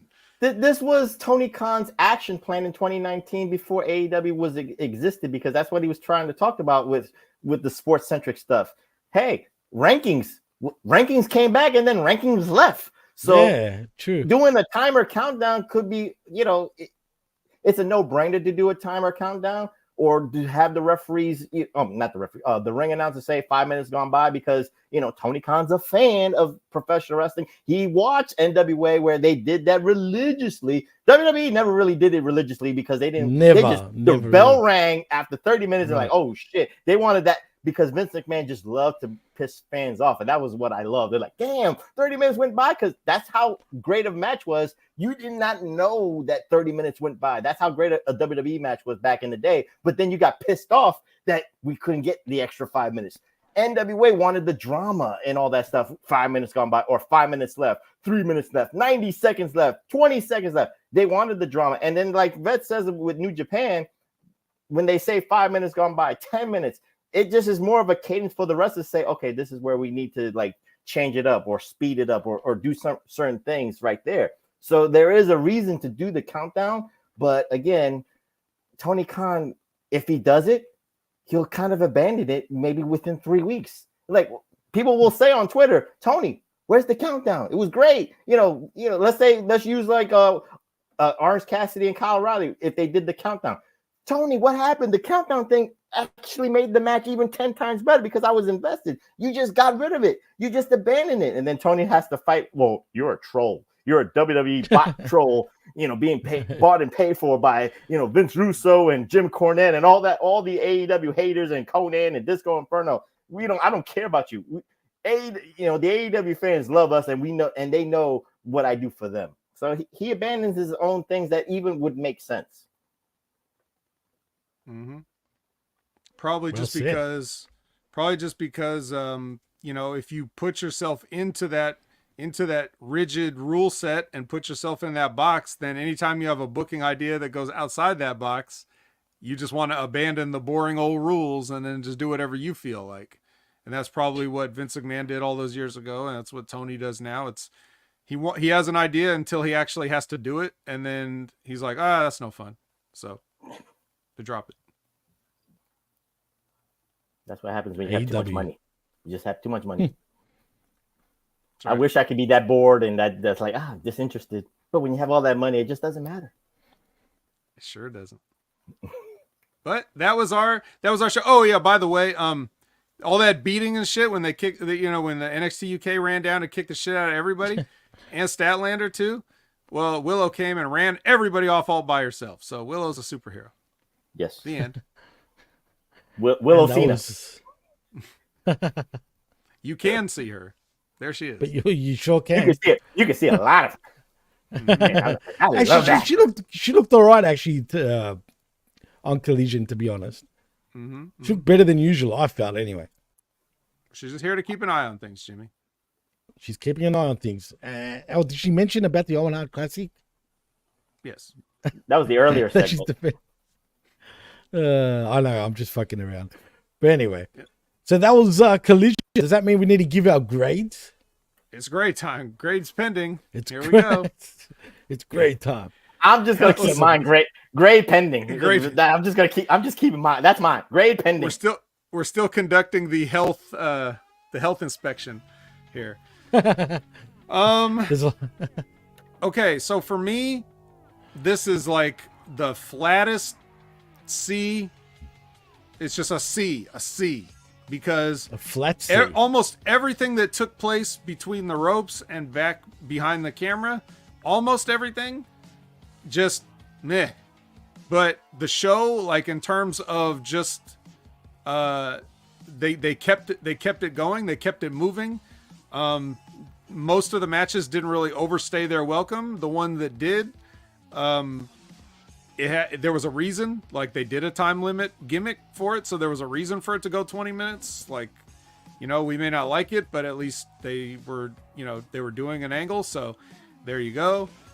So I like the idea of just having like quick matches, some squash matches, some lightly competitive matches, all that stuff, and just moving on, moving things forward, talking about the Owen Hart tournaments coming up, even though we don't care about tournaments allegedly, but at least they're just saying, hey, I'm going to be in it. Hey, I'm going to be in it. Hey, I'm going to be in it. So we found out some people that's going to be in it.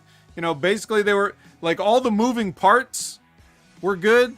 That's like the nice restaurant atmosphere that I'm talking about. And then every, if I'm ordering like a filet mignon, it's like, instead of an 8 ounce, it's like a half ounce. Like, they just put a little speck of meat on the plate and put a bunch of garnish around it. And, they do all that. And it's like, I just got this one little thing of Hook beating up the premier athletes and talking about lacrosse. Like, that's it. Just one bite. I'm not full. That's basically the story of the show. So I would just give it a C. What about you, Jimmy? What do you think? I'll say a D for me. I've been giving a lot of D's for Collision every week lately. Again, look, I'm about to laugh hysterically. So just when you just said that, he's giving Collision the D, Professor. The dick. I'm giving them the big dick. Pause. But no, in all seriousness, though, I mean, sure, on paper the matches were fine, and a few people in the chat actually liked the show. But if you're watching it from a wrestling perspective, sure, it was decent. But when it comes to like a program type of show, like storyline wise and all that, there's nothing really to it, to me. And if there is, it wasn't done like well, in my opinion. It's just rushed all the time. We're having a match, like for example, the FTR Blackpool Combat Club match at the start of the show. That match was just to set up the future match. That's all it was. So there's some sort of storyline, if you want to call it that. And I use that term lightly because it was a time limit draw. Right? So that's lazy for me. So saying that, straight up D. They get the D from me, Jimmy T. I guess, I have to get the grade pending paper off and then put the real grade there. So I'll use the analogy like I'm in the restaurant. I want my steak well done. And then the waiter comes with my steak. It's medium rare. So I'm losing a lot of stuff in there. It's just, there's a lot of pink and blood coming out of it. So that's my grade right there. It's a medium rare steak. Is that better than a grade, actual letter grade? If I want my steak well done and I get medium rare, that's my grade. Yeah. Mm-hmm. If what about in Greek? Done, yes. Medium rare. Yeah. If you ordered it medium rare, this was the show for you, I guess. But if you wanted it well done, it was not well done. It was rarely done. It was rarely done. See what he did there? See, personally, I love my steak well done also, man. So, yeah. Mm-hmm. I know you lose out on nutrients, and that's the problem. You know what I mean? They're never giving you anything. Like, you know what I mean? They're just giving you be happy. Basically, this is your slop. It's like jail food, man. Not that I know what jail food is. The reason you'll give it a C or a D is because we're never going to question the wrestling. The wrestling's fine. No, the wrestling's fine. Absolutely. But then you got to give, if you're going to bump it up to a B or an A, you got to give you got to cook my steak. So they didn't cook my steak. Yeah, cook it, goddammit, cook it. But they used the good ingredients on the other two shows. See, the worst thing, I'll say this, because do you guys in the chat or Jimmy or Vet remember the movie Waiting with Ryan Reynolds, the restaurant movie? So when the person now I get my steak, it's medium rare. When I ask for well done, they took the steak back. Tony Khan's the cook. Now he's pissing. Well, Tony Khan just kicked him off the air. You got unplugged, Professor. The mic got unplugged. The mic got unplugged right when you said Tony Khan's pissing on you. Yeah, exactly. He's right on point. On my steak, he's putting boogers on my steak, and then he's giving it back to me. He and then spat I'm on supposed your to steak. eat it. And he spat on my steak, and I'm supposed to eat it, and then I'm supposed to like it. No, I'm not gonna like it. That's the problem. And God damn it, you asked for fries with your steak, and you got vegetables instead. Yes. Yeah. It wasn't what we wanted. Essentially, is what we're saying, for different reasons. But it was all. We're leaving the restaurant, and the Yelp reviews are incoming, and it don't look good. Yeah, I'm starving. Yes. God damn, pal. There you go. So that's a C, D, and a medium rare from the prof. Well, in saying that, boys, tell them, Vet, where they can find you, man. And what you're doing. Are you going to be on the Twitch later on? And what's cracking? Yeah, probably. You can always find me on Twitch or any other social media platform or any kind of platforms at Opinion Haver. Very easy to remember. All one word, Opinion Haver, except no substitutes. Few, though, there may be. And you can find me every Monday night at 6:30 p.m. Pacific, 9:30 p.m. Eastern live. With Brandon for the Impact Attack, where I talk about TNA. And you can find me every Wednesday at 8 a.m. Pacific, 11 a.m. Eastern with Big Ray Hernandez for the Next Level Wrestling Review, where we talk about NXT. And it's never been a better time to watch both shows because these companies are working together. I know, you would have thought. Yeah, so I'm in charge. I'm the liaison between everybody in this whole mess. And I did not ask for this, for the record, but we're getting it. So tune in to me to find out all your NXT TNA news. And when you're not tuning into me and learning about NXT TNA, Collision, or anything else that I might be doing, then check out Rib Rogers, because he's got a show.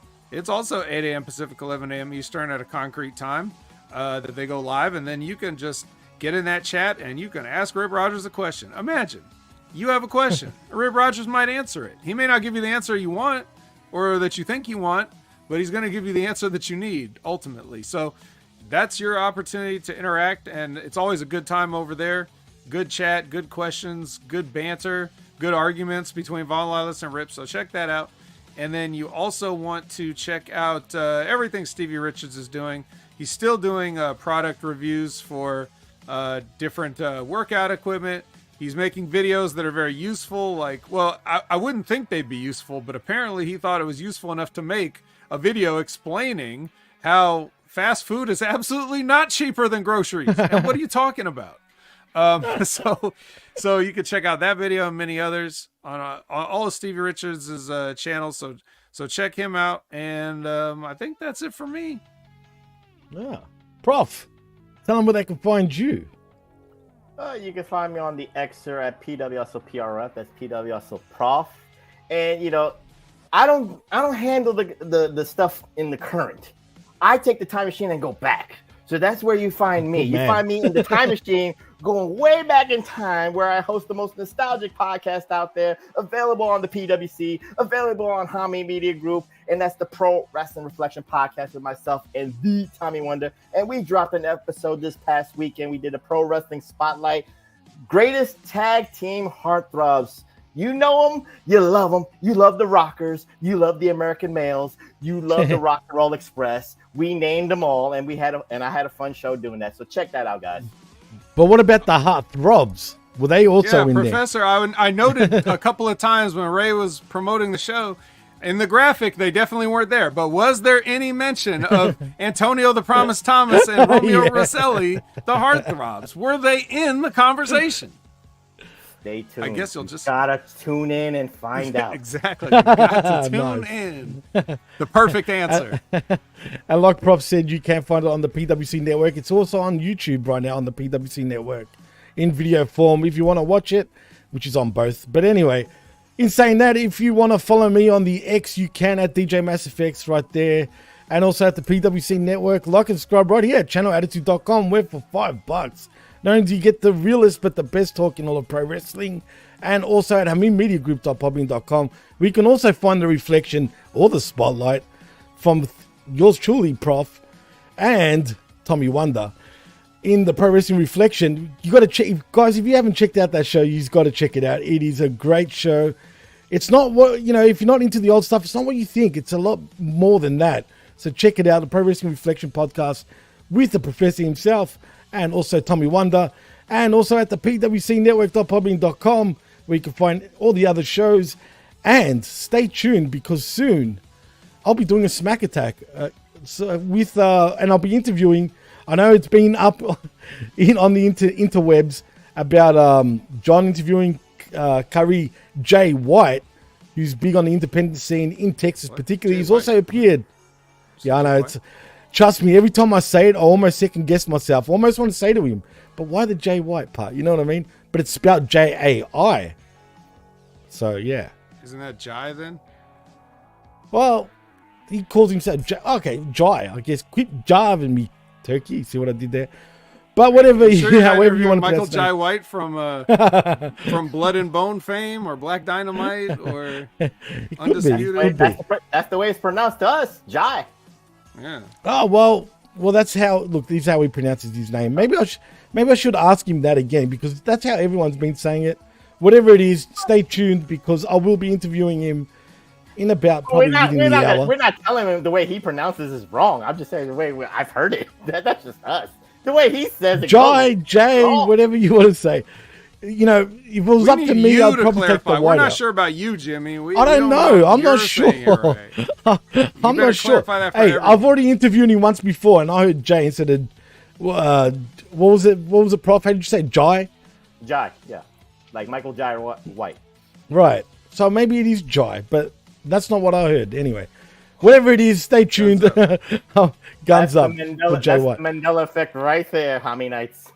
Hey, Berenstein Bears, Berenstein Bears, whatever you think it is.